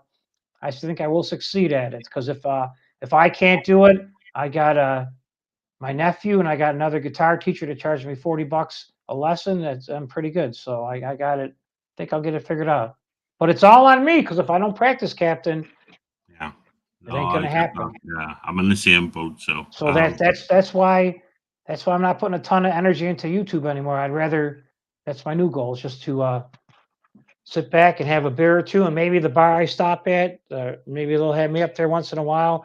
And then we got a bunch of people around here that do like what would you call them? Like open mic nights. But the only problem with open mic nights by me is they don't start till like 9:30 or 10 o'clock at night. And I'm old. I go to bed at 9 o'clock at night. You know what I'm saying? 9, 10 o'clock, I'm sleeping. So, but no, we're gonna have a good time. It's all thanks to JV. Me and Sandy back in the day when we first met JV. Sandy would cook dinner and I would watch YouTube or whatever, mess around. We play JV in our kitchen because right next to me up here is a big screen TV. We'd blast JV playing his guitar back to, Jimi Hendrix back in the day, and that Rush Limelight stuff and that. We would make dinner and we would dance around, have a good time in regards to that. So actually, JV's the one that let the spark under my butt because I took before I met Sandy. Well, I met Sandy through high school band also. We were both in a band and a marching band. She played clarinet, and she was real good at it. And I played percussion. I really wasn't too good at percussion. So in marching band, I had to carry the snare drum. That thing was super, super, super heavy, and it was so hot. But it learned me how to, the basics of music and the beats and timing and stuff like that. So I took guitar lessons back in high school until I met Sandy. But back when I took guitar lessons back then, my guitar teacher, we weren't really on the same page. We didn't like the same music. And what he learned me to just read tablature. And I only took half an hour lessons back then. Now I take an hour lesson. And it was kind of like rush through, bang, come back next week. And if you didn't practice back then, my guitar teacher, he didn't care. He just wanted your, it was only $14 a lesson back then for half an hour. So, but I wanted to. There's a big difference from doing it to wanting to do it. You know what I'm saying? Absolutely, it's that personal motivation. So no fair play. Right. So next week here, I have Buddy East Coast. So I don't think any of you have met Buddy. His channel is actually much more. He has just out and out music streams where he'll be sitting playing, or him and his mate will sit and play. So it's so I just Jimmy C recommended him, so I went over and said hello, and he seems a cool guy. So that's how him on next week, and then the following week I'm going to do a slight pivot. I'm doing an out and out music show with JV again, just 20 music questions, which is going to be part of a series, which will hopefully lead to an actual finale at some point. So I'm looking forward to that, just to change the pace as well, so as I don't get up to stop doing that. So that should be good. So listen, thank you everybody. I'm not going to name everybody in the chat, but if you're still here, you know who you are. Thank you, Paul, for doing this. Thank you for Mrs. Paul for letting him do it. I've really enjoyed it, and we'll see you all next week. Okay. Thank you, everybody. Have a great day. Thank you so much, everybody.